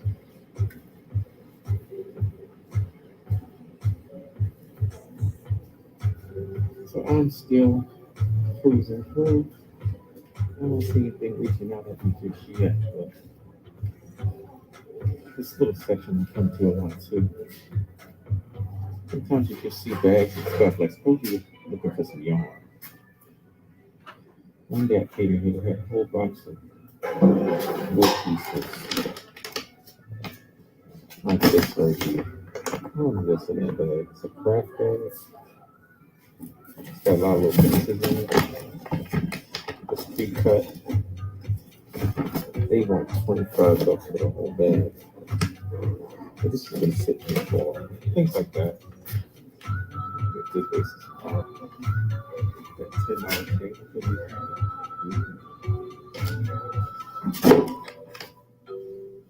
so this is just my preliminary walkthrough. How the dishes placed. Sometimes I try to find the wooden ones placed in the bunch. Sometimes I see interesting stuff on this table, like this sculpture. Got some old-fashioned vintage wooden pipe. And this is $11. I will take that.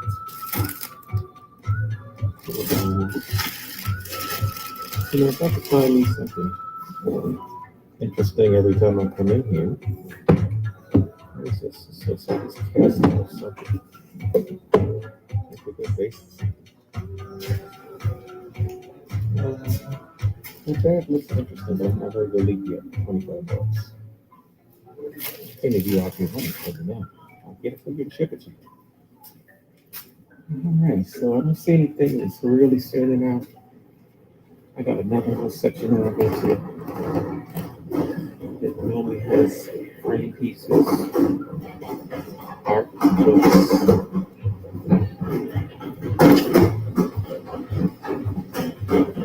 This section over here, when you go through this section, it's all vintage stuff. So that stuff in that room is very expensive stuff. Don't need it. Right? Just gonna walk through.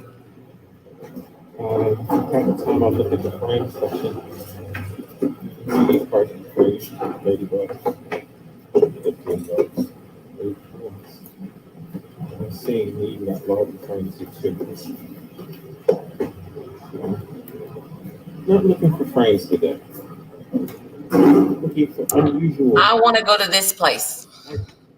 You know, this guy was saying. You would have a ball in this place. I know. We need this place in Fort Collins. I try to go through there at least once or twice a week. Except for my bag of type. I try to come through here at least once or twice a week. Just to scout things out. Sometimes I like to wait for the prices to go down before I leave. It's like a high-end thrift store. Kind of. It's just endless stuff. It reminds me of the place that used to be in Chicago that we used to go to.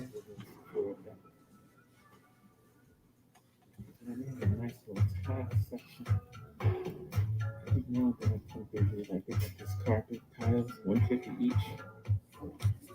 Sometimes they have giveaway stuff. It's really cool. But they got all kinds of tile in here.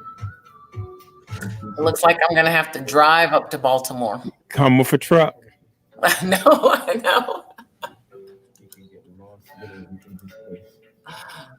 These are all vintage lights. Hopefully I'm not making y'all dizzy, but look at this. The variety matches of mine. You can collect a bunch of really nice things. Glass block. So I'm just tabletop searching right now. This is all cabinetry. I don't see anything that's staring out at me today. A piece of glass. Look at that piece of glass. Glass right now is $16. We may have to come back to that. Look at that. I want to go back and get that so I can do that tissue paper on it. Oh yeah, that Look would be nice. $6 and $16. Mm-hmm. The last things that might have to come back for. But I'm still I'm looking for a giant mirror. Oh, they got them. More lighting. Lots of cabinetry. I think I'm gonna cut through and see if there's anything I need to start with. I'll check these cabinets. Sometimes they have little knick-knack pieces sitting on top.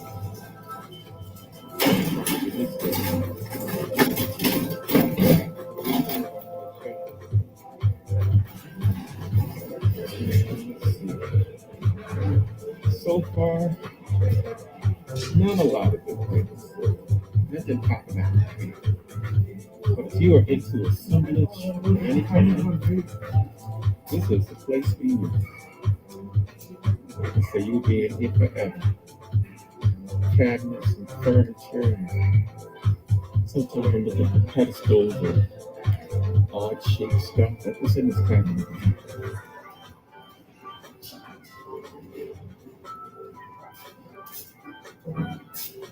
We got a last chance little section here of wood pieces.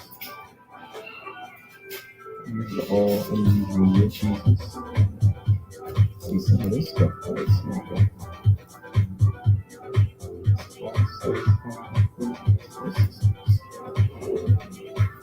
good.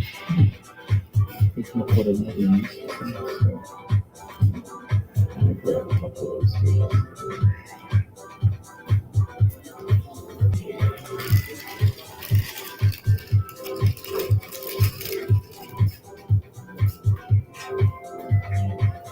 Just walking through, getting my steps in today, for sure.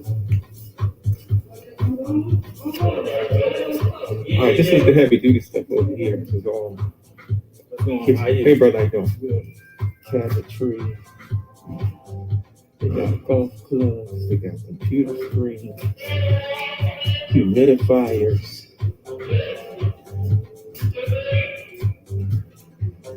Well, they've moved some things around us here, so they got more electronics.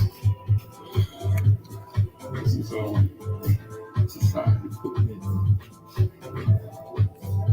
as you can see, giving you a tour of my favorite place, second chances. Didn't see a whole lot today, but I'm gonna get this wood type. Not sure what I'm gonna use it for.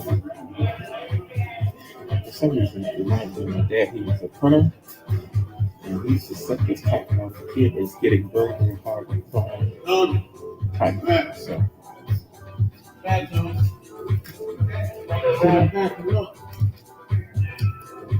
I think that's going to be it for me on this trip.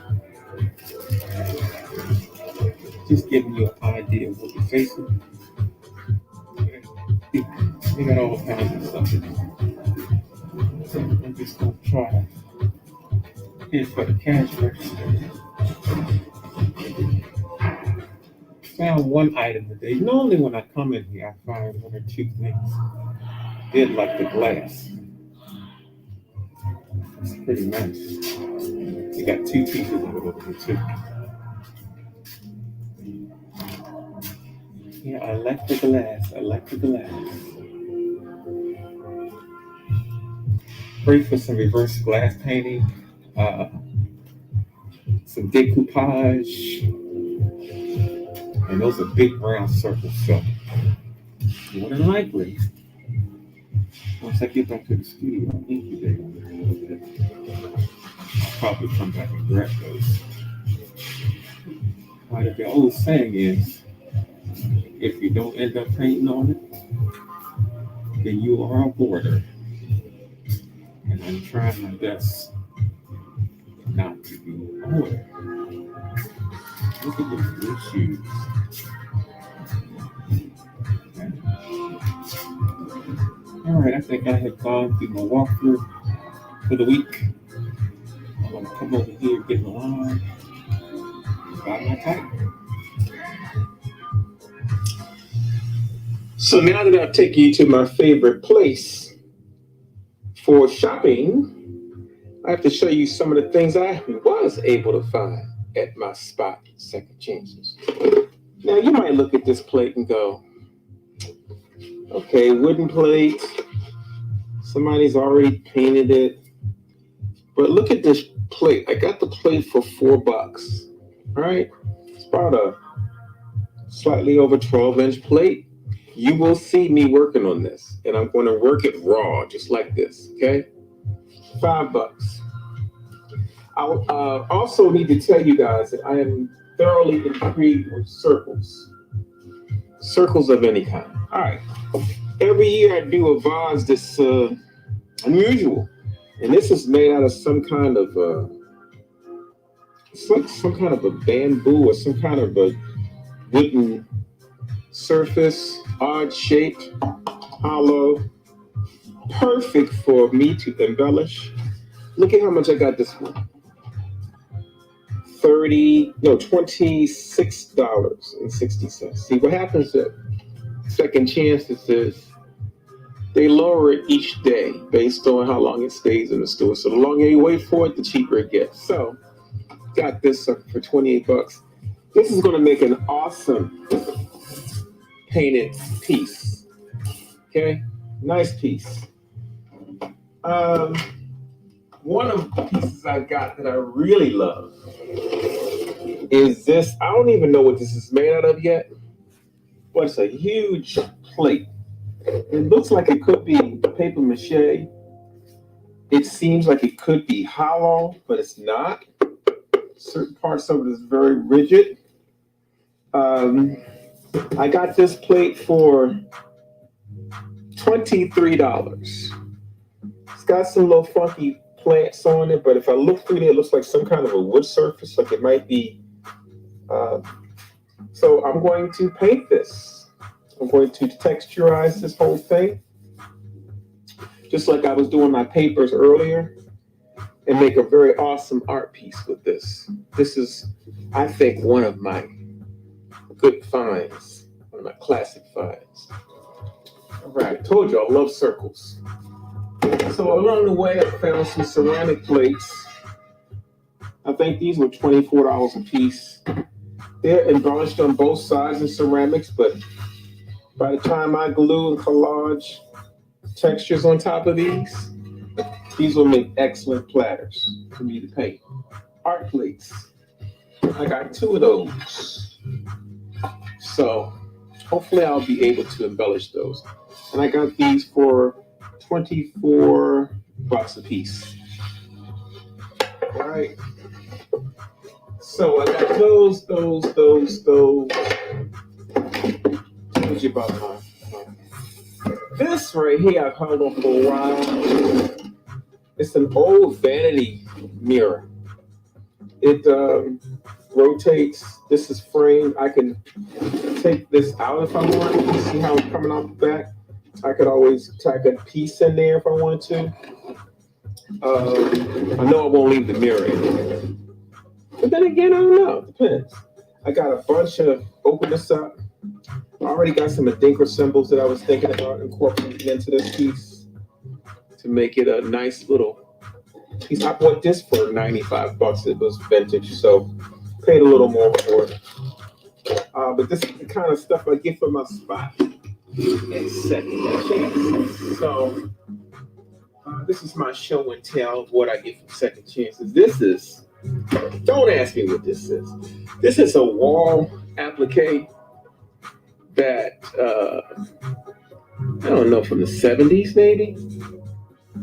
And I saw a bunch of them there. There's probably 10 of them, different sizes.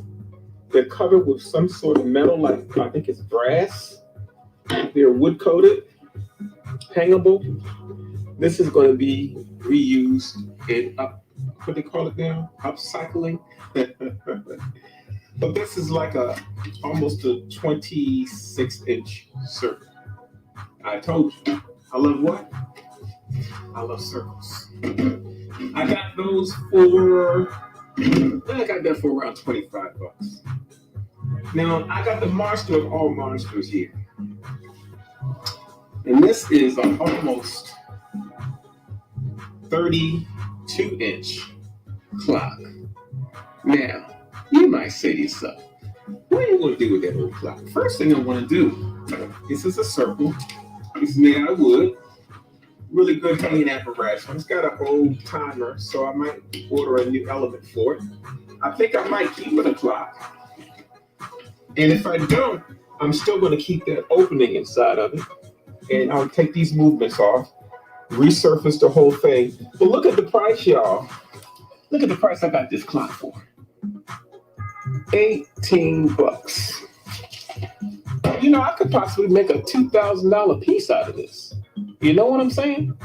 So Sunday is my day where I buy things to stimulate myself. And I just wanted to show you some of the things I got from my spot and second chances.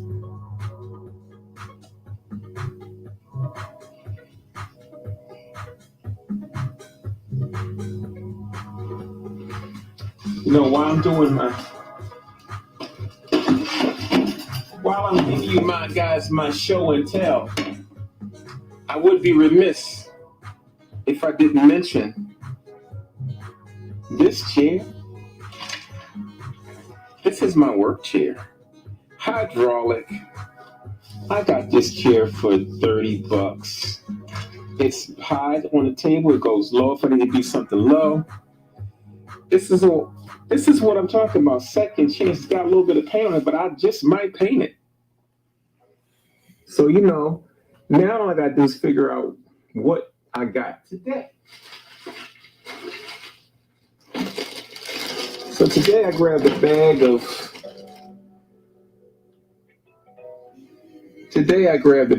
little items from Second Chances.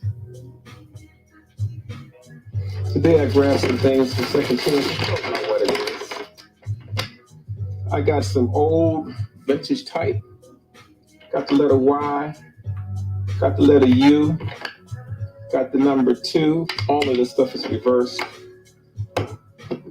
Got the letter Q. Got the number 8. Got the letter F. Got a real thin one. Letter H. Letter 3. And letter Z. Matter of fact, these are two-sided. It has a G on one side, a Z on the other. Got the letter 3.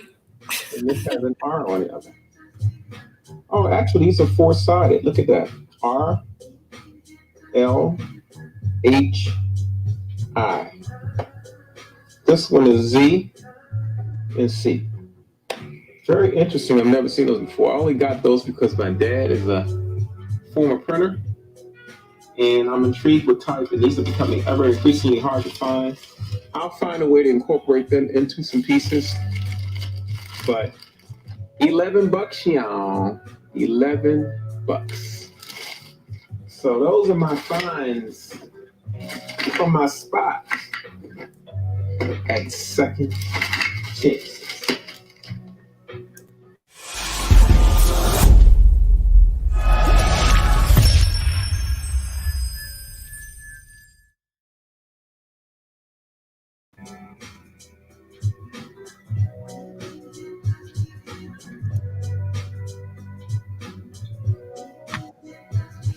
How's it going out there, Frankie? How you doing? Oh, it's coming along. Mm-hmm. It looks like it's coming along well. Yeah, I'm in the middle of down here making,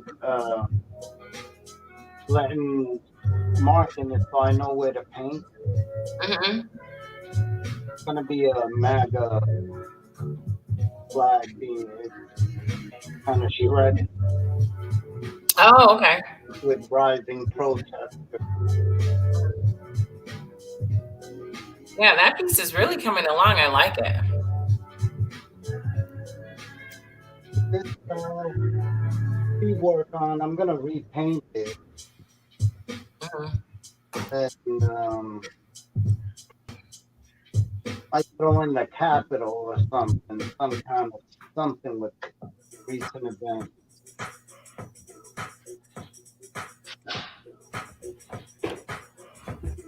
Yeah, I might I'll add something that with the current event.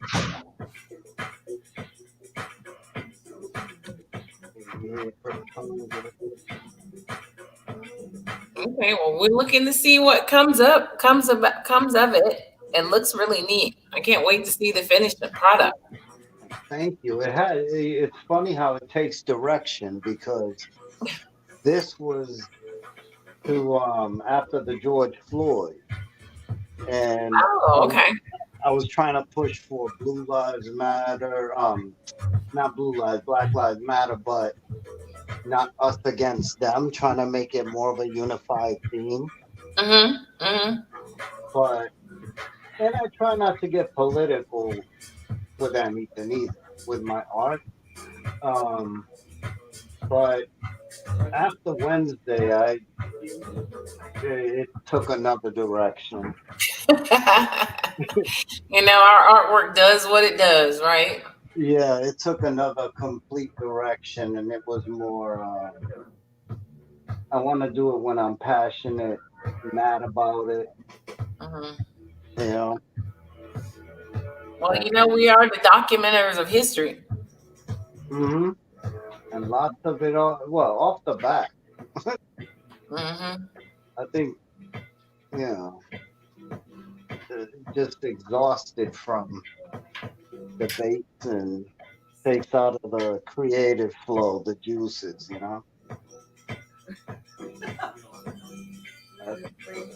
And then I have, are you able to see these cops kneeling down?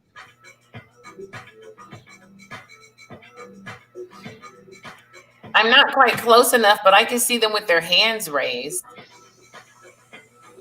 Right. Yeah, I can see that. Trying to do a cop kneeling down here.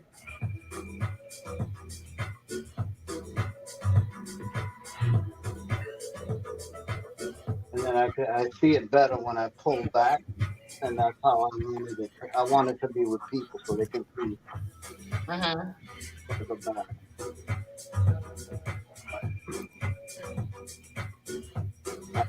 I like these markers to let me know where I'm gonna paint.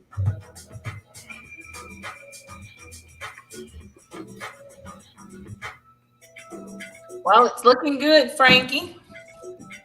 Thank you. What's your project? I don't think Louise has a project today. She's been cheerleading everybody. She's been moving furniture around. I think I saw her paint once today. Hey, I had to come over here and move people around. Yeah.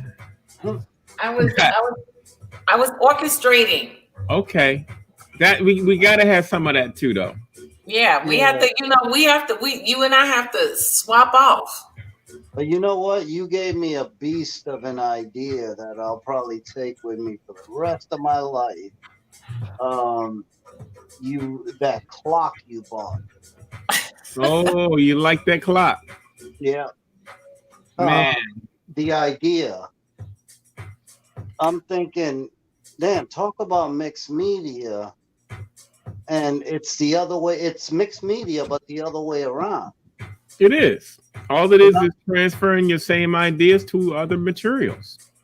Yeah, I never thought of that. I was thinking, I can do something. Well, I'm hoping to have a before and after before the quarantine's over, so you can see what I do with this clock. All those things I showed you, I have a lofty goal of wanting to have those done before the quarantine is over. You know what I'm interested in is steampunk. Steampunk. Oh yeah, I love steampunk. Yeah, I was watching. My daughter, 14 years old. She likes anime and all that. Mhm. But steampunk, and that reminded me that clock. Well, I'm just wrapping my head around what to do with that clock. It's huge. It's the film doesn't translate too well. It's about 30 inches. It's about 30 inches. Wow. It didn't It's look that pretty big. Mm-hmm. And that mirror too. I want to get a mirror like that for the Black Panther piece I was doing. You know, it's two-sided. Yeah, that would be nice. It's just funny. It's just you got to find yourself a couple of nice thrift places in your neighborhood and just pick them out regularly. You'd be surprised what turns up. I know. I tell my kids all the time. Me and find Charles everything at the thrift store. When me and Charles Bibbs did our first quarantine in 2006, we went to this vintage place, and they literally had ceramic vases from the floor to almost an 8-foot ceiling. Oh wow! And the guy says, "Look, I just want to get rid of them." So he was giving them to us for $4 and $5 a piece. If you look at the pieces we created in the quarantine, all that stuff came from that one vintage stop. We stopped one time. I think we spent like $200 in there. We left with all kinds of stuff. And the most important thing, we took a truck. Oh, so you already knew ahead of time. Oh, yeah. Well, he didn't know, but we took a truck with the intention of finding items to paint. Right. So we were looking for tables, we were looking for small chairs, stuff like that. I found a really small stool. It was probably about 14 inches tall, and I collaged the whole stool. So I'm gonna put a video together of the items we created in 2006 so I could play it on the show. I'm gonna videotape. I have a stockpile of every day to upload. You need to start uploading it. Frank, start uploading it. Yeah, with going to the store and in front of other artists. At the train station, Brian. Yeah. Well, I was giving him a quick little tribute. Hey, gave a shout out to fellow artist Ryan, because I was in front of his one of the stencils he did. Oh, that's cool. Yeah, that's what I'm talking about. We gotta try to close the gap a little bit. I'm gonna do my my shopping spree this week, so I wanted to do see what kind of paint I had. I said, I know everybody looking was saying he don't need no paint. I know. I thought I was gonna go shopping the other day, but I went with my son, and he doesn't have the patience for that. So it's distracting. You have to go with people you can shop with. I normally go by myself though. Yeah, well, stuff like that, you got to go by yourself. And I mean, I love all my people, but I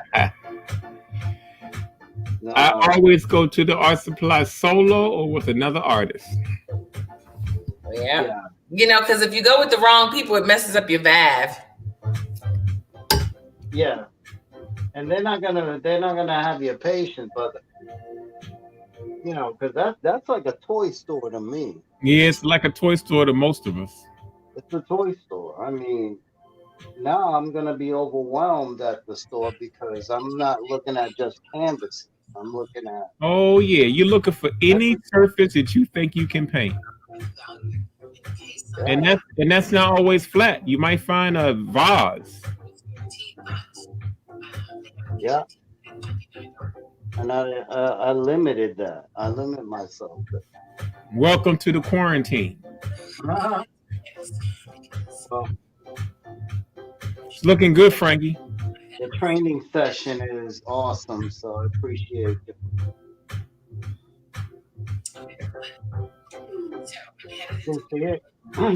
Can you see it? I see it. Yeah, I might do some kind of Congress up here.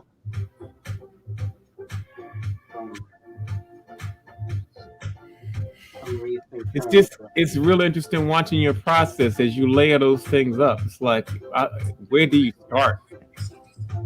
Huh? I say, I look at your paintings and I always go, where do you start?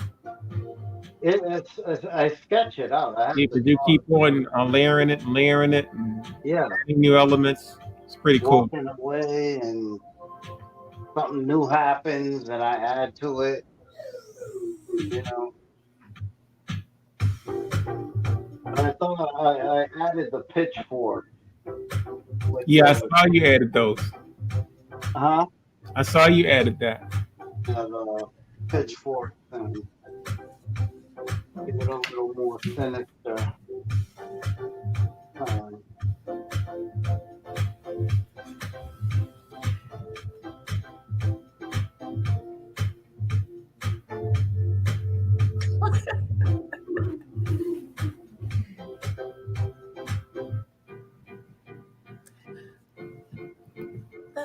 Somebody else was coming in. That's why I took my painting one off. I think we really enjoyed your video today. Whatever. Hey, it's real. And no, it was real. We needed that. I know. I got some other ones. That was real.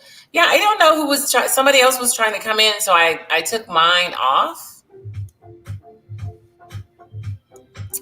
I thought, are you still doing the interview? Am I doing an interview? I thought you were doing an interview. Oh, I was, but I think I'm gonna do it as a video, and that way I'll be able to use it throughout. Because it's a creative quarantine testimony. Oh, okay. Yeah, somebody. I don't know who was trying to come in. Because it lets you know somebody's trying to come in. Mm-hmm. So I want to send an email out to let people know that if you're trying to come in, to let us know somewhere in the feed.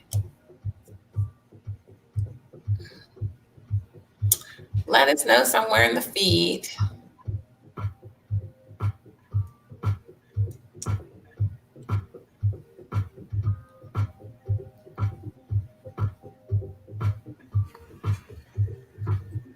I think we just got Frankie tonight, huh? Frankie is the man. I know. I see Sheldon was like, peace out. Just leave my piece up. I didn't know Sheldon was there. Sheldon just left us artwork. He did his in, that was pastel. He did his in pastel. Cool. Mm-hmm. I know that pastel set.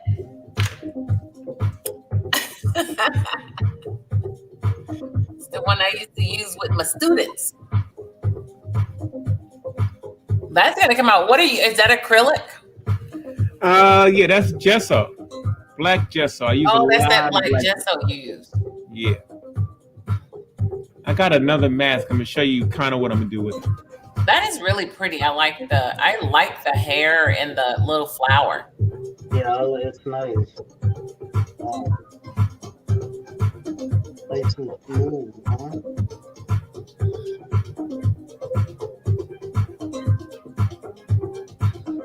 How do you capture smoothness on that? How do you capture the smoothness? You have to buff it? Oh, that's ceramic. It's pottery. Oh, it is? So this is what I'm planning to do to it. This is not ceramic, but it is a casted piece I did. It's made out of casting stone. Yeah. Painted it, and I did the same alcohol treatment I did on the paper the other day. Oh, okay. I did the same treatment on the face. Mm-hmm. So it runs in certain areas. She looked like she got beat up. Got nice patterns on it. You plaster cloth? I mean, not plaster cloth. Cement? No, this is casting stone. It's like a really hard plaster. Okay. Okay. And then I put a coating on it once it was finished. What coating did you put on it? I just put a what do they call that? Ultra clear. It dries fast. Oh, okay. You know. Before you paint? After it's all done. Oh. I paint it with just regular acrylic paint on top of black gesso. Nice. That's a nice piece, though. Oh, did I show you my other one? I took it off. Hold on.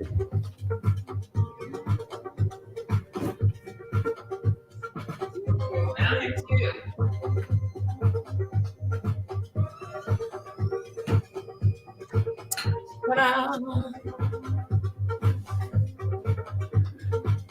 Nice. Yeah, I really like the way that one turned out. I like I'm gonna put some more other pieces of leather on it. Nice. Oh, leather face. Yeah. Are you gonna attach anything else to it to make it rigid? Yeah, LaShawn sent me something and he said to stuff it with something, but I'm also going to use some, I was thinking I was going to use resin on it. But he said he didn't think the resin would make it rigid enough. So I'm going to see. I'm going to play around with it because I was going to resin the whole back. So we'll see. You know what for when I hollowed out something like that for a train model I was doing, under that, I would roll, not crumble, roll inward newspaper and magazine. But to form, let me see. See, this one's a little stiffer, but I put gel medium in it. I put gel medium on the back. Okay. So that's why I'm thinking that the resin would make it even stiffer too. So go ahead, Frankie. I was listening. No, yeah. This is an example, but not ball it up. I would roll up each side like that. And then my surface will be flat, like that. Oh, okay, so you put it all around it.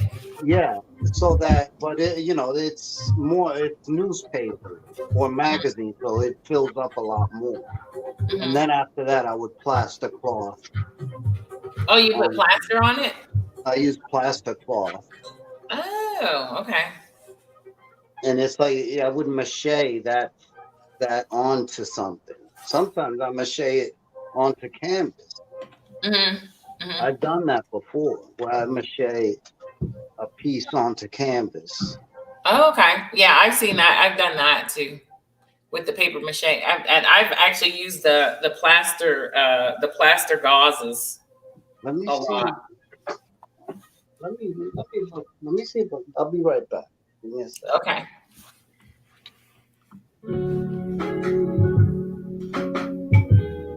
Well, dear, we're getting to that part of the show where it's time to go. Might start winding down. We got all of the content that was collected today out. Getting ready for a new week. It's definitely a Monday coming. We have Monday coming up, starting all over again. Another week. Got another week coming up fast. Hey, I know. You know what? It's actually been pretty cool. Chatting with everybody has been kind of fun.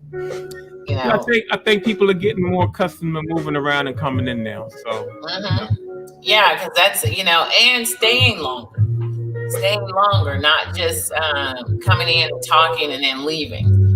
They've actually been hanging out. So that's the good part. You see, I got that stand that I see you have it back there. I put it on top of my table with my iPad. It's perfect. Right. I see. Yeah. Yeah, so my gadgets is running good. I'm getting ready to put another light over my big table because I'm gonna start working on some larger pieces back there this week. Oh, okay. Yeah, I did a time lapse. I sent one to you, and then I just did another one. And so I'll send that because I was like, okay, where can I put it in the studio? And you know what's funny is I use that. I'm working on a really nice time lapse. I have a camera off to my left that's been running since I got in here at 9 o'clock. Mm-hmm. It's been running since 9 o'clock. Well, I started mine when we started. And then I ran one earlier when I was cleaning up. I did some cleaning up. Cool. I won't be doing that one. And then when we did this one, and then when we started, I put one over there. I don't know, you can't see it, but I put my little pink thing over there on my light, on my upper light, and it was projecting this way. So it caught some of, what was going over here. So I was like, oh, let me do a couple of time lapse. So I did those. But I've been using that little light, ring light thing. The attachment, I'm like, oh, this little thing can work for everything. I don't know why people don't use it. Well, so you mean the cheap one, the inexpensive one I sent? Yeah, that's what I'm saying. You got to be careful with it because we're just trying to get 30 days out of it. Right. It's very fragile. I'll put it that way. Yeah, it is. It's meant for just sitting things. I think Frankie got something for us. Let's see. Louis, this was something I was working on. Oh, okay. I see it. Yeah, I see. Yeah, nice. Captain America. Well, no, it's a Puerto Rican flag. I know. I'm just kidding. It's got the star on his You see how fancy corrected that, didn't he? I know. Frankie said, "Oh no, this ain't got nothing to do with America." No, it's funny because there's a meme like that. Yeah. When Captain America finds out all along he's the one of the Puerto Rican flag. That is funny. I think what I did with this one, I did the plastic cloth, and then once it dried up, I painted over it. In fact, you can see some of the. Oh yeah. Yeah, I see it. Yeah. Once it turns to cast, I just smooth it out up to my texture and paint over it. So is that an unfinished piece? This is an unfinished piece. Well, it might be. You might have to add that back into your quarantine images. That's right. Might as well finish it. Finish up old stuff and get it out the way and sign it. I kind of drifted away from it. I don't know. Man, take that thing out and pump some life into it and get it finished. Yeah, you see, I had to put this one up. You see that one over there? Look at that piece on the. Yeah. I see the one on the easel. Yeah, don't worry, I'm gonna pull out a couple of those probably this early part of the week. I got some pieces. That's what I'm trying to do before I get cracking on because I'm gonna start other stuff. But I'm like, you know what? Let me finish this because the one with the gilding is gonna take the whole month. So I'm like, the mother Earth, the mother of all, she gonna take the whole month. You think you're gonna have that finished by the end of the quarantine? The mother of all, I'm trying. Okay. I'm trying to finish gilding her. So once I get that, I'm gonna do some gilding on her tonight. But I can only gild sections of her at a time. On this piece here, these stripes are fluorescent duct tape. Wow. So when you turn off the lights, this glows. The face glows in the I'm dark. planning to do an all fluorescent piece during my quarantine. I've done that. And turn the light off. Let me see. Let me. He's got to have a special light. He'll be bumping around in the dark. No, you actually does work in the dark when it's fluorescent. Let's see. People are saying good night to us. Good night.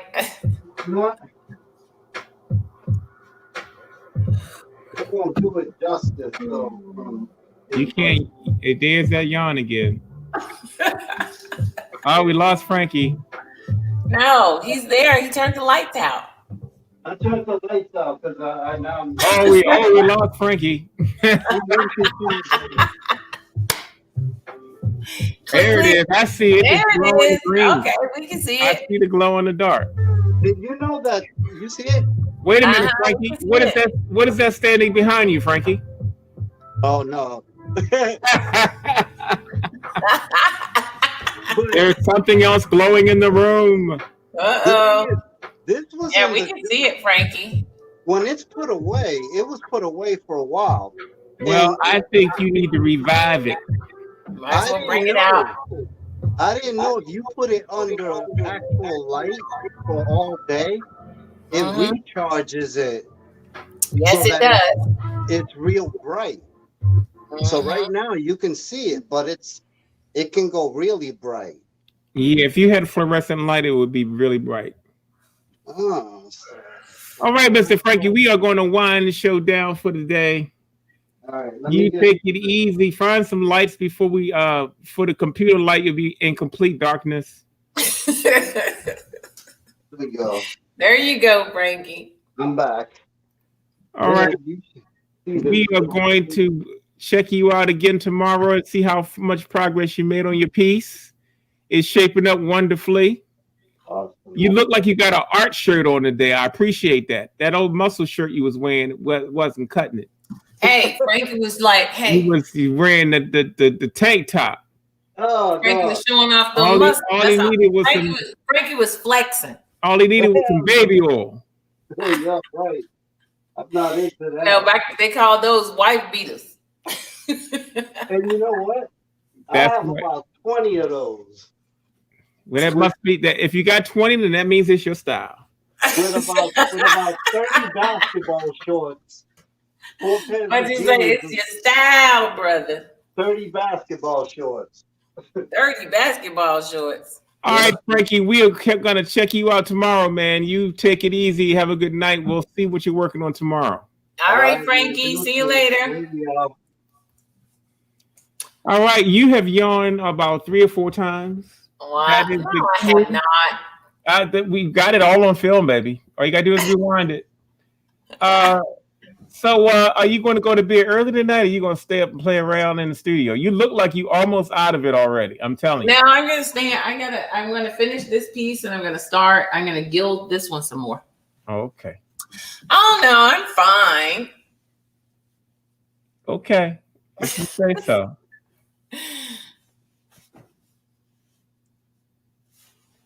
You have a good evening, Miss Cutler. We will be rendezvousing again tomorrow.